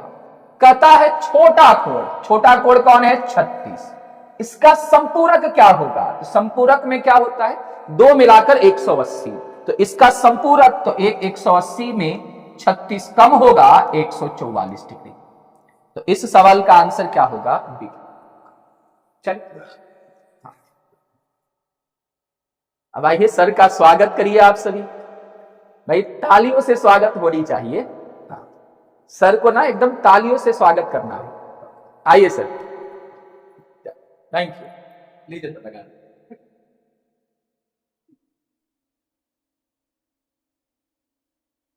सर आप परेशान मत होइए, सर को पेन देते हुए चलिए, थैंक यू सर। नमस्कार साथियों, मैं Abhimanyu Singh the officers academy में आप सभी लोगों का स्वागत करता हूं। तो चलिए अब आगे की हम लोग देखेंगे। अब रीजनिंग का सवाल होगा और आप सभी लोगों को पता है कि आपके एग्जामिनेशन के लिए साथियों रीजनिंग जो है ये मस्ट स्कोरिंग ये सब्जेक्ट है और इसमें आप सभी लोग मैक्सिमम स्कोर करते हैं। तो चलिए अब हम लोग देखेंगे, ये साथियों मॉक टेस्ट स्टार्ट हुआ है। अब आगे हम लोग रीजनिंग का सवाल देखेंगे और ये कंटिन्यू चलने वाला है ना। तो हम लोग थोड़ा स्पीड ही देखेंगे और मेरा जो है तबीयत ठीक नहीं है और फिर भी मैं क्लास ले रहा हूँ, है ना। इसके बाद अगर बात किया जाए तो एक एक करके हम लोग सारे प्रश्नों को देखेंगे। तो चलिए हम लोग रीजनिंग की बात करें तो सबसे पहले अगर देखेंगे तो यहाँ जो दिया गया है क्वेश्चन नंबर 1 की बात किया जाए, क्वेश्चन नंबर अगर 1 की बात किया जाए तो जरा इसका आंसर क्या होगा। साथियों यहाँ दिया गया है, ये देखेंगे लेटर सीरीज का प्रश्न है और ऐसा प्रश्न अगर एग्जामिनेशन में आपके आ जाए तो धुआं उड़ा दीजिएगा, धुआं उड़ा दीजिएगा। चलिए आप सभी लोगों को वेरी गुड इवनिंग, है ना। तो ध्यान रखिएगा, अगर ऐसा प्रश्न दे दिया जाए तो आप सभी लोगों से प्रश्न छूटने वाला नहीं है, प्रश्न आसानी से सॉल्व हो जाएगा। यहाँ बी है, यहाँ डी है, डिफरेंस कितना का 2 का। यहाँ देखेंगे डी है, यहाँ एफ है, कितना का डिफरेंस है 2 का। एफ में अगर 2 जोड़ दे तो ये बन जाएगा एच, एच हो जाएगा। डी एच +4 का डिफरेंस है, यहां भी +4 होगा, एल में +4 कर देंगे, पी हो जाएगा, पी हो जाएगा। इसके बाद अगर देखा जाए एफ एल है +6 है, +6 है। आगे भी देखेंगे +6 दिया गया है, आर में +6 करेंगे तो एक्स हो जाएगा, यानी एच पी एक्स हो जाएगा। और ये किस ऑप्शन में दिया गया था, तो ऑप्शन नंबर ए में दिया गया है। तो साथियों जिनका भी आंसर ऑप्शन आ रहा है उन सभी लोगों का बिल्कुल राइट आंसर है, वेरी गुड, बहुत बढ़िया। तो साथ ही अगर बात करें क्वेश्चन नंबर 1 की तो आंसर क्या निकल के आता, ऑप्शन ए चला जाता और देखा जाए लगभग सभी लोगों का आंसर बिल्कुल राइट आ रहा है। क्या बात है ना। तो मैंने क्या बोला, अगर ऐसा क्वेश्चन दे तो आपको धुआं उड़ा दीजिएगा, है ना। चलिए आगे बढ़ेंगे और नेक्स्ट प्रश्न की बात कर लिया जाए। क्वेश्चन नंबर 2 बोला गया, दी गई श्रृंखला में प्रश्नवाचक चिन्ह के स्थान पे कौन सी संख्या आएगी, ये आप सभी लोगों को बताना है। अब यहां देखेंगे 2 के बाद यहाँ पे 10 है, डिफरेंस कितना का है 8 का। यहां डिफरेंस देखें कितना का है, तो 16 का, 16 का है। आगे देखेंगे तो अगर हम लोग 32 का डिफरेंस कर दें, 32 का डिफरेंस करेंगे तो यहाँ पे देखेंगे 58 होगा, बट आगे डिफरेंस देखेंगे नहीं दिया गया है उस टाइप का, 8 का डबल 16 था, नहीं होगा। तो आप एक चीज और कर सकते थे, ये तो स्क्वायर के भी क्लोज है, 1 का स्क्वायर +1, 3 का स्क्वायर +1, 5 का स्क्वायर +1, आगे 7 का स्क्वायर +1 कर देते, यानी 50 हो जाता। 9 का स्क्वायर +1 कर देंगे। इसका आंसर 50 यानी किस ऑप्शन में दिया गया है, तो ये बी में दिया गया है। और इस प्रश्न की बात कर ले तो आंसर ऑप्शन बी चला जाता और जिनका भी आंसर ऑप्शन बी आया है उन सभी लोगों का बिल्कुल राइट आंसर है। तो चलिए साथियों अगर बात करें हम लोग क्वेश्चन नंबर 2 की तो आंसर क्या निकल के आ जाता, ऑप्शन बी चला जाता और option B is the right answer.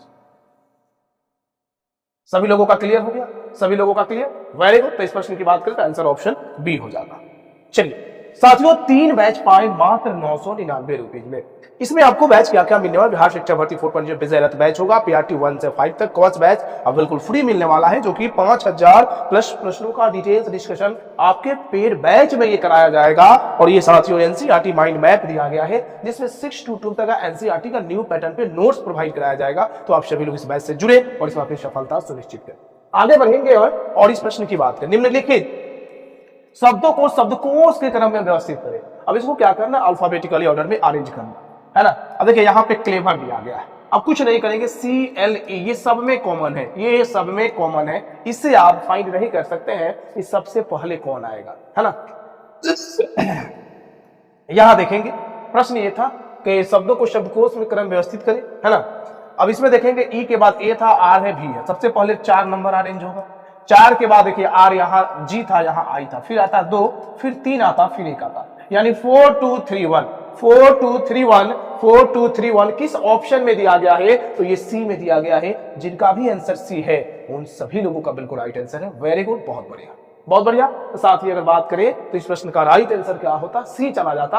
और मैं देख पा रहा हूं कि लगभग सभी लोगों का बिल्कुल राइट आंसर आ रहा है, यानी ऑप्शन सी जा रहा है। क्या बात, सभी लोगों का क्लियर हो गया। आगे बढ़ेंगे और नेक्स्ट प्रश्न की बात करेंगे। चलिए क्वेश्चन नंबर 4, किसी परिवार में बोला गया पति पत्नी है, उनकी 3 पुत्रियां हैं, 2 पुत्र हैं और उनकी 2 पत्नियां शामिल है। अब देखिए, अब एक चीज क्लियर है कि एक परिवार में एक पति पत्नी है, उनकी 3 पुत्रियां हैं, 3 पुत्रियां हैं और साथ में इनके 2 पुत्र हैं। और दोनों की बोला गया है कि ये इनके 2 पुत्र हैं, ये भी दिया गया है, 2 पुत्र हैं और उनकी पत्नियां हैं। है ना। तो उनके परिवार में क्रमशः कितने पुरुष हैं? देखिए 2 गो पुत्र तो यहाँ दिख रहे हैं, ये पुत्र एक, ये पुत्र एक, ये 3 गो पुत्र हो जाएंगे। महिला में बोला गया था 3 गो पुत्रियां हैं, 3 को ये लेना, एक पत्नी का ले लेंगे 4 होगा, और 2 पुत्र की पत्नियां और 2 ले लेंगे यानी 6 हो जाएगा। तो 3 और 6 होगा, 3 और 6 चला जाता है ना। क्योंकि देखिए एक पति यहाँ पे मेल ये होता है, इनके 2 पुत्र, तो 3 गो पुरुष हो जाते हैं, एक पत्नी है यानी ये भी फीमेल होगी, और उनकी 2 पुत्रियां भी फीमेल, तो 3 एक 4, और इसकी 2 पत्नियां थी, और तो कितना हो जाता? 3 और 6 चला जाता। यानी जब इस प्रश्न की बात करेंगे तो आंसर ऑप्शन बी चला जाएगा। जिनका भी आंसर ऑप्शन बी है उन सभी लोगों का बिल्कुल राइट आंसर है।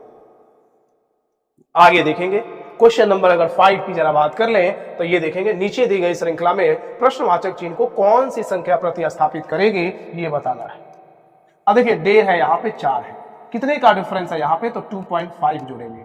ये डिफरेंस पे यहाँ कितना जोड़ा गया है? तो 3.5। यहाँ देखेंगे कितना जोड़ा गया? 4 पर हमेशा एक एक बढ़ रहा है।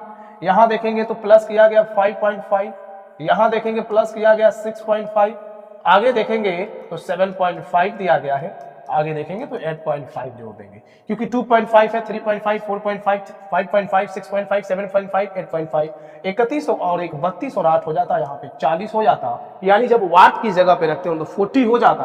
और ये किस ऑप्शन में दिया गया था? ये ऑप्शन नंबर सी में दिया गया था, और जिनका भी आंसर ऑप्शन सी आ रहा है उन सभी लोगों का बिल्कुल राइट आंसर है। वेरी गुड, बहुत बढ़िया, सुपर। तो साथ ही अगर बात करें तो हम लोग क्वेश्चन नंबर देखेंगे यहाँ पे 5 का, तो आंसर ऑप्शन सी चला जाता। आइए 6 नंबर की जरा बात करें हम लोग। 6 नंबर की जरा बात करें तो इस प्रश्न का सही उत्तर क्या आने वाला है? 6 में बात करेंगे तो दिया गया उमेश सतीश से बड़ा है। उमेश की जब हम लोग बात करेंगे तो उमेश किससे बड़ा है? तो उमेश जो है ये सतीश से बड़ा है ना। सुरेश नीरज से छोटा है।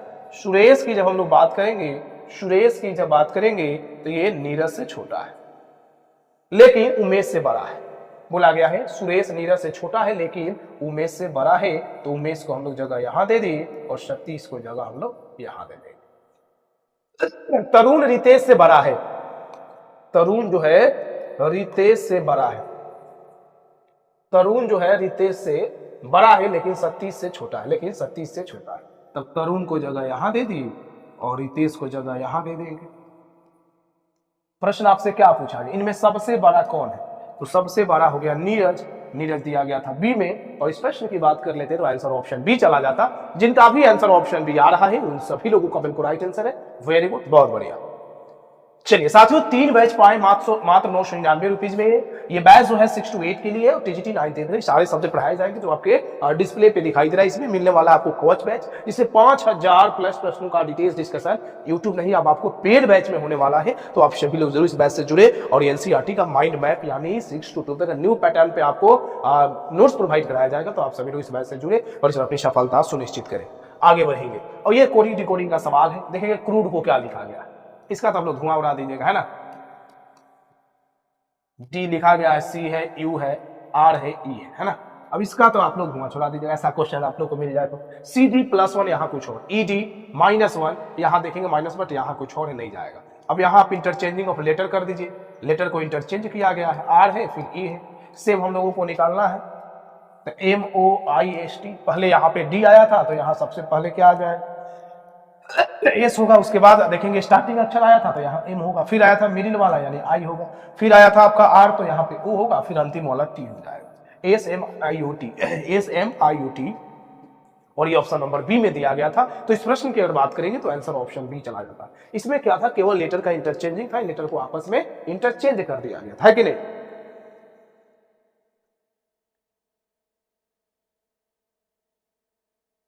वेरी गुड, बहुत बढ़िया। आगे बढ़ेंगे, नेक्स्ट प्रश्न की बात करेंगे। साथियों क्वेश्चन नंबर 8 की जरा बात कर ले। क्वेश्चन नंबर अगर 8 की बात करेंगे तो दिया गया है कि JKMGO नामक सभी सड़कें शहर के बाहर राजमार्ग की ओर जाती है। दशहरे पे आयोजित एक धार्मिक रैली है जे से और दूसरी धार्मिक रैली के से होकर गुजरती है ना। एक रास्ता जे है और दूसरी जो है धार्मिक रैली है, जे भी इंगेज है, के भी इंगेज है, क्योंकि से रैली जा रहा है ना। सड़क एम पे एक पेड़ गिर गया है। जब ये पेड़ गिरा हुआ है तो ये भी बाधित है, नहीं इससे भी आप सफर नहीं कर सकते और अधिकारी इसे हटाने की कोशिश कर रहे थे। सड़क जी और ओ पे नालियां जो है ओवरफ्लो हो गई थी। यानी ये इससे भी आप नहीं जा सकते हैं। आप बाहर जाने के लिए कौन सी सड़क चुनेंगे? तो आप बाहर जाने के लिए, क्योंकि जे और दूसरी धार्मिक एक के से होकर गुजर रही थी, तब तो यहाँ पे ये पांचों के पांचों रास्ता बंद हो गए। एम पे पेड़े गिरा था, जी और ओ से नालियां जो है ओवरफ्लो कर रही थी, और जे और के पे धार्मिक रैली ही थी, यानी भीड़ थी। इसमें भी जाना होता है ना, पॉसिबल था, बट वो बहुत लेट हो जाता है ना।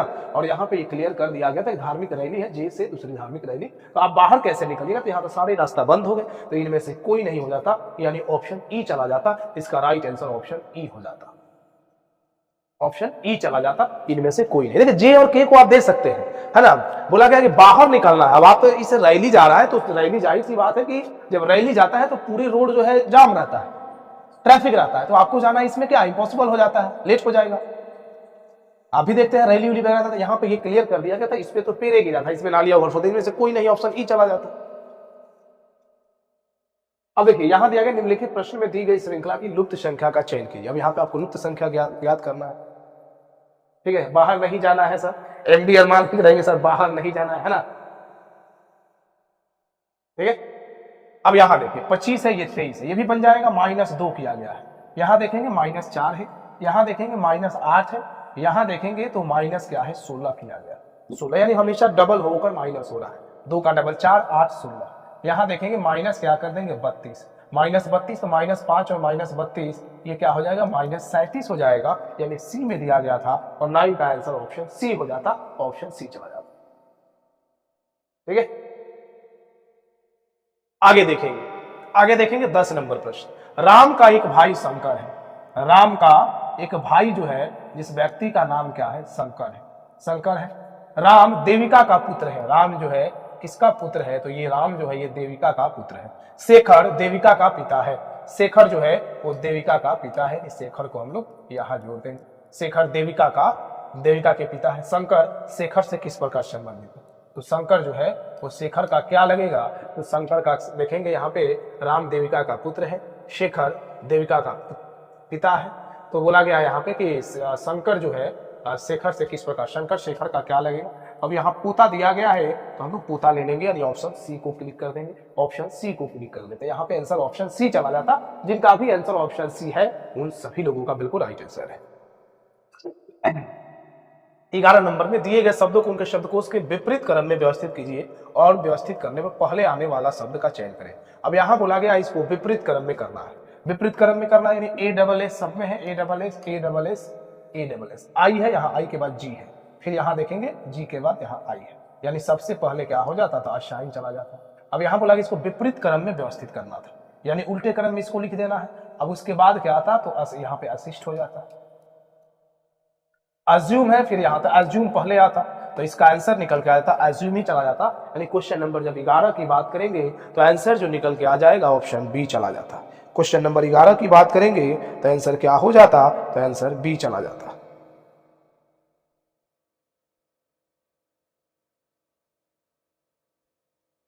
ठीक है, सभी लोगों का क्लियर? क्योंकि इसको बोला गया शब्दकोशों को विपरीत क्रम में व्यवस्थित करने पे।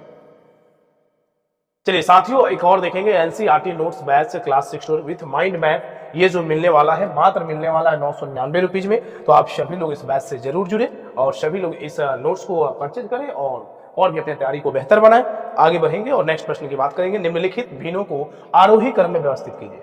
अब आरोही क्रम क्या होता है?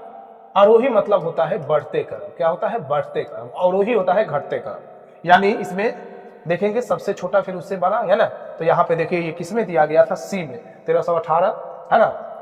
अब यहाँ देखेंगे तो अगर यहाँ पे बात किया जाए 2951 से नहीं जाएगा, 1318 है, 1160 है, नहीं, यानी 1318 2936 नहीं होगा। यानी बढ़ते क्रम में जब हम लोग अरेंज करेंगे तो ये देखा जाए तो इसमें ऑप्शन नहीं दिया गया है। ऑप्शन दिया गया है क्या? यानी बढ़ते क्रम में जब सजाएंगे इसको, अवरोही क्रम में जब व्यवस्थित करेंगे तो ये तो अवरोही क्रम में है ही। अवरोही क्रम में तो दिया ही है, इसमें क्या दिक्कत है? आरोही क्रम में, आरोही क्रम में तो है ही बढ़ते क्रम में।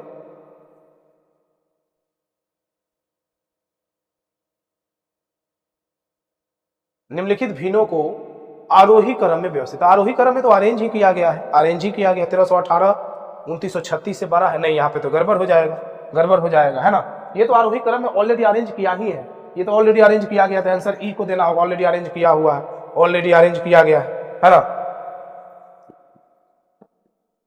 ऑलरेडी अरेंज किया हुआ है। आगे बढ़ेंगे 13 नंबर, जिस प्रकार गोल्फ जो है कोर्स से संबंधित है, जिस प्रकार गोल्फ कोर्स से संबंधित, ठीक उसी प्रकार बॉक्सिंग। देखिए ये जो गोल्फ होता है जिसको हम लोग खिलाते हैं उसको कोर्स में हम लोग बोलते हैं, तो बॉक्सिंग कहाँ होता है, तो बॉक्सिंग को खेलने की जगह को रिंग बोला जाता है, और ये ऑप्शन में नहीं दिया गया है, यानी उपयुक्त में से कोई नहीं, नॉन ऑफ दीज हो जाएगा। आइए 14 नंबर जब क्वेश्चन की बात करेंगे, उस वेन आरेख का चयन करें जो निम्नलिखित के बीच संबंधों को श्रोतम रूप से दर्शाता है। सजीव है, सजीव प्राणी सर्वाहारी। अब देखिए जो भी सजीव होगा, सजीव प्राणी होगा, है ना। अब ये सर्वाहारी भी होगा, ये तो सजीव ही होता है ना, सजीव ही होगा। सर्वाहारी जो हो, हिरन भी होगा, इसी के अंतर्गत आएगा। हिरन की अगर बात करें तो, हिरन की अगर बात करें तो इसी के अंतर्गत आएगा, सजीव प्राणी के अंतर्गत। और ग्रह जो है बिल्कुल अलग होगा, ग्रह जो है बिल्कुल अलग होगा।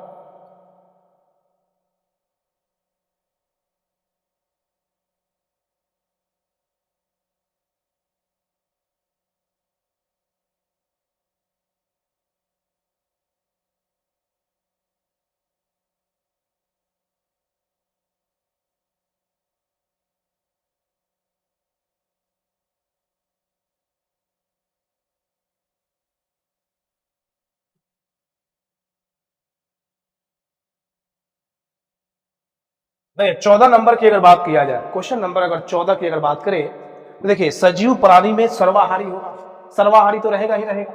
हिरन भी क्या है, तो एक सजीव प्राणी है, बट हिरन की बात करें तो शाकाहारी है, शाकाहारी है ना, तो ये अलग हो जाएगा। और ग्रह तो बिल्कुल इससे अलग होगा, ग्रह बिल्कुल अलग होगा। तो देखेंगे इसमें दिया गया है, तो ऑप्शन नंबर ए में दिया गया है, ऑप्शन नंबर ए में दिया गया है। और जब इस प्रश्न की हम लोग बात करेंगे तो answer option A is the right answer. जिनका भी ए है उन सभी लोगों का बिल्कुल राइट आंसर है।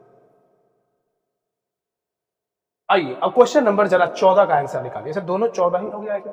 हाँ, ये 14 नहीं, ये क्वेश्चन नंबर 15 हो जाएगा। Question number 15।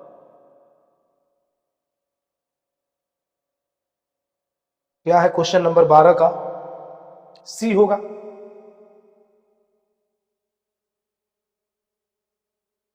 सी नहीं होगा, ये 1318 को, ये ग्रेटर देन नहीं ना होगा जी, 1318 ग्रेटर होता है। बताइए जब इसको अरेंज कीजिएगा आरोही क्रम में तो ये ग्रेटर देन का सिंबल 1318 2936 से बड़ा है कि छोटा है, ये गलत दिया हुआ है ना, ऐसा देना चाहिए। इसमें भी देखिए अगर ऐसे इस प्रश्न की बात करें तो 1318 दिया होता, लेस देन क्या होता 2936 होता, फिर ये इससे किससे देखेंगे लेस देन होता तो 4145 होता, और ये लेस देन क्या होता 51, ये जाता, ये आपका करेक्ट आंसर अरेंज होता। जो लोग लिख रहे हैं 12 का सी होगा, है ना। आइए 15 नंबर का आंसर है, शायद ये साफ नहीं दिख रहा हो, शायद ये साफ नहीं दिख रहा होगा। दिख रहा है क्या? नहीं दिख रहा है, ठीक है, साफ नहीं दिख रहा होगा। चलिए ब्रीथ जो है, ब्रीथ जो है प्रबंधकों को दर्शाता है, मैनेजर को दर्शाता है। वर्ग जो है ईमानदार को दर्शाता है। वर्ग की बात करें तो ये वर्ग जो है ईमानदार को दर्शाता है ना। आयत महिला को दर्शाता है, आयत जो है महिलाओं को दर्शाता है, निरूपित करता है। त्रिकोण जो है ग्रामीणों को दर्शाता है, त्रिकोण जो है ग्रामीणों को दर्शाता है। वह संख्या कौन सी है जो उन ग्रामीण ईमानदार प्रबंधकों को निरूपित करती है जो महिलाएं नहीं है, जो महिलाएं नहीं है, तो ये रेक्टेंगल वाला पार्ट नहीं होगा। बाकी तीनों में चाहिए, जो ग्रामीण भी हो, है ना, जो ग्रामीण भी हो, ईमानदार भी हो और प्रबंधक भी हो। तो ये 13 जो है ये तीनों में जा रहा है, 13 जो है तीनों में जा रहा है, और कोई संख्या तो नहीं है जो तीनों में है, 13 ही है। इसका सही उत्तर ऑप्शन बी चला जाता, ऑप्शन बी हो जाता। इस प्रश्न की अगर बात करें तो आंसर ऑप्शन बी चला जाता, और जिनका भी आंसर ऑप्शन बी आ रहा है बिल्कुल राइट आंसर है। Very good.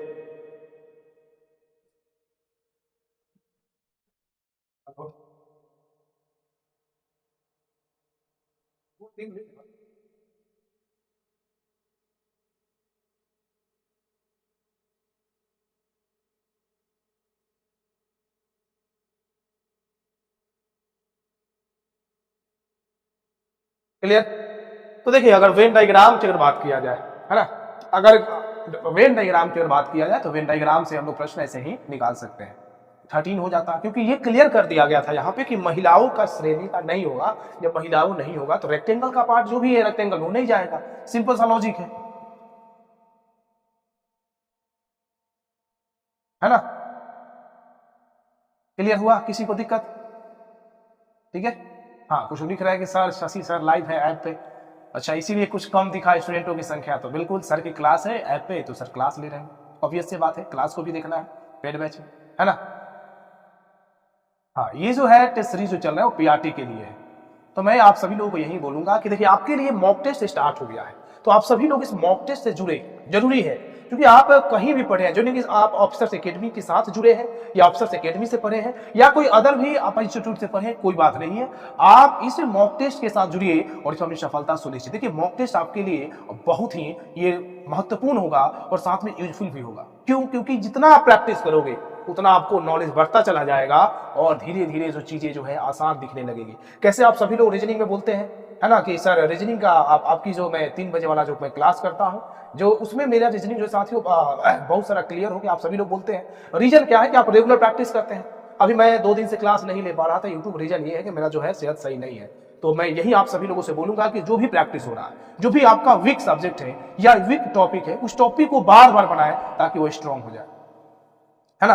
तो बहुत जल्द आपके साथ केसरी सर जुड़ेंगे, है ना। केसरी सर जो है अभी रास्ते में बहुत जल्द जुड़ने वाले हैं। और रीजनिंग का जो 15 जो प्रश्न था जो कि कंप्लीट हुआ। सर लिख रहे हैं मनीष सिंह, सर टीआरई 4 में एग्जाम कब तक होगा? देखिए अभी तक कोई नोटिफिकेशन नहीं आया है, बट उम्मीद है कि अब तो इस साल लग रहा है कि नहीं होगा, नेक्स्ट ईयर का ही हो। सर ये डेली होगा क्या? हाँ, एमडी जुबेर लिख रहे हैं रेगुलर, ये डेली होने वाला है, तो आप इस मॉक टेस्ट से जरूर जुड़े, है ना। लाइव देखने में इंटरनेट बहुत खर्च होता है, तो वाईफाई लगवा लीजिए। अब फ्री में क्या खोज रहे हैं बताइए? फ्री में हम लोग इतना आप सभी लोग के लिए हम लोग मेहनत कर रहे हैं, हम लोग दिन रात एक कर रहे हैं इसलिए ताकि आपकी जो है सफलता मिले, है ना। अब इसमें बोलिएगा कि सर मेरा नेट खर्च हो जाता है, मेरा ये हो जाता है, तो कैसे काम चलेगा? वाईफाई लगवा लीजिए, सिंपल सा लॉजिक है ना। हाँ सर, कुछ लोगों का आर्यन का है सर कैलेंडर वाला क्वेश्चन नहीं, तो कैलेंडर का भी क्वेश्चन रहेगा प्रत्येक दिन अलग अलग। देखिए अब एक ही दिन तो सारे टॉपिक से प्रश्न कराना संभव नहीं है, क्योंकि ये मॉक टेस्ट है, तो मौका आपको मिलेगा। तो मॉक टेस्ट स्टार्ट हो गया। आप सभी लोगों का डिमांड था कि नहीं सर मॉक टेस्ट कराया जाए, सर मॉक टेस्ट कराया जाए, और मैं मॉक टेस्ट जो है साथियों स्टार्ट हो गया है, तो आप सभी लोग मॉक टेस्ट से जरूर जुड़े, है ना, है ना, क्लियर। तो रीजनिंग में कोई प्रॉब्लम नहीं होगी, मैथ में भी नहीं होगी, बाकी भी सब्जेक्ट में नहीं होगी। आप रेगुलर अगर प्रैक्टिस करते हैं, रेगुलर करना होगा, है ना। क्या दिक्कत है भाई 10 नंबर प्रश्न में? मैं बार बार कमेंट देख रहा हूँ कि सर 10 नंबर प्रश्न जरा फिर से बता दीजिए, क्या दिक्कत है इसमें? क्या दिक्कत है? राम का एक भाई शंकर है, राम देविका का पुत्र है, राम देविका का पुत्र है, शेखर देविका का पिता है, शेखर देविका का पिता है, शंकर शेखर से किस प्रकार संबंधित है? अब एक चीज क्लियर है कि यहाँ पे इंग्लिश में दे देगा ग्रैंड सन। ग्रैंड सन की बात किया जाए तो यहाँ पोता भी होता है, नाती भी होता है। अब यहाँ पे देविका का क्लियर नहीं था कि मेल है कि फीमेल है, मेल है कि फीमेल है, बट यहाँ पे एक चीज क्लियर कर दिया गया था। यहाँ पे एक चीज देखेंगे, ये क्लियर कर दिया गया है कि यहाँ पे पोता जब दिया गया है ना, तो ग्रैंडसन मींस पोता या नाती होता है। इसका जेंडर क्लियर नहीं था, तो इसके अकॉर्डिंग ऑप्शन सी को हम लोग दे सकते हैं, ऑप्शन सी को दे सकते हैं। ठीक है, क्लियर सभी लोगों का? तो चलिए आप सभी लोग केसरी सर का स्वागत कीजिए, है ना। इसके बाद जो है केसरी सर जुड़ेंगे। रीजनिंग का जो 15 क्वेश्चन था वो कंप्लीट हो गया। अब इसके बाद जो आपसे मिलने वाले हैं केसरी सर होंगे। तो चलिए आप सभी लोग केसरी सर का स्वागत कीजिए, फिर मैं मिलूंगा नेक्स्ट क्लास में, कल फिर इसी टाइम में। बाय बाय साथियों, जय हिंद साथियों। साथियों नमस्कार, मैं राकेश केसरी आप सभी का फिर से स्वागत करते हैं आपके अपने प्लेटफॉर्म द ऑफिसर्स एकेडमी पर। साथियों हम लोग अपने साइंस के पोर्शन को स्टार्ट करते हैं ना, साइंस के पोर्शन को कंटिन्यू करते हैं साथियों। और ध्यान देना साथियों, आज का हमारा पहला क्वेश्चन क्या कर रहा है, जरा गौर फरमाइएगा भाई। पहले क्वेश्चन के बारे में बात कर रहा है हम लोग, पहले क्वेश्चन के बारे में बात कर रहे हैं। पहला क्वेश्चन क्या हो रहा है?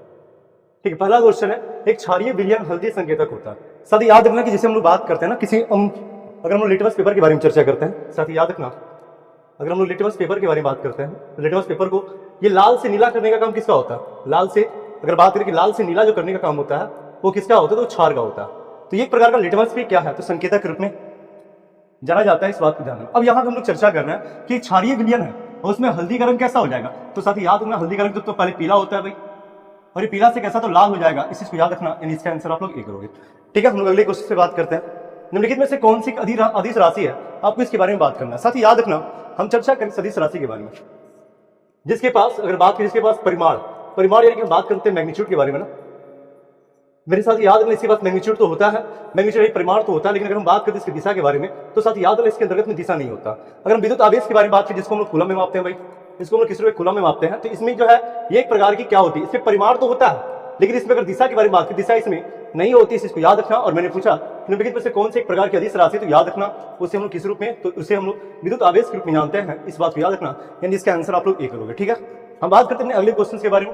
सर अगले क्वेश्चन से पहले आपको मैं बता देना चाहता हूँ कि अगर आप बिहार शिक्षक भर्ती की तैयारी कर रहे हैं और हमारे साथ जुड़ना चाहते हैं तो आप 6 to 8 की बैचेज हो या फिर 9 to 10 की बैचेज हो, आप इस बैच को ज्वाइन कर सकते हैं हमारे ऑफिसर्स एकेडमी के एप्लीकेशन के माध्यम से, जो कि मात्र 999 में। लेकिन ध्यान देना इसके साथ आपको 2 और बैच मिलेंगे जो कि एक प्रकार से फ्री में दिए जा रहे हैं, यानी एक प्रकार का जिसमें हम कॉम्बो बैच, सॉरी कवच बैच, और कवच के साथ एनसीईआरटी माइंड मैप को हम प्रोवाइड कर रहे हैं। ठीक है, अगले क्वेश्चन के बारे में बात करें, निम्नलिखित में से कौन सा एक संभारिक का गुण है। भाई संभारिक के बारे में बात करें, हम बात करें किसी बारे में, इस आइसोबार के बारे में बात कर रहे हैं। सर याद रखना कि संभारिक किसे कहते हैं, जिसका भार यानी जिसका द्रव्यमान जो होता है क्या होता है, समान होता है। मेरे दोस्त याद रखना, हमने बोला कि जिसकी परमाणु संख्या समान होती है उसको हम लोग किस रूप में, तो उसको हम आइसोटॉप्स के रूप में जानते हैं।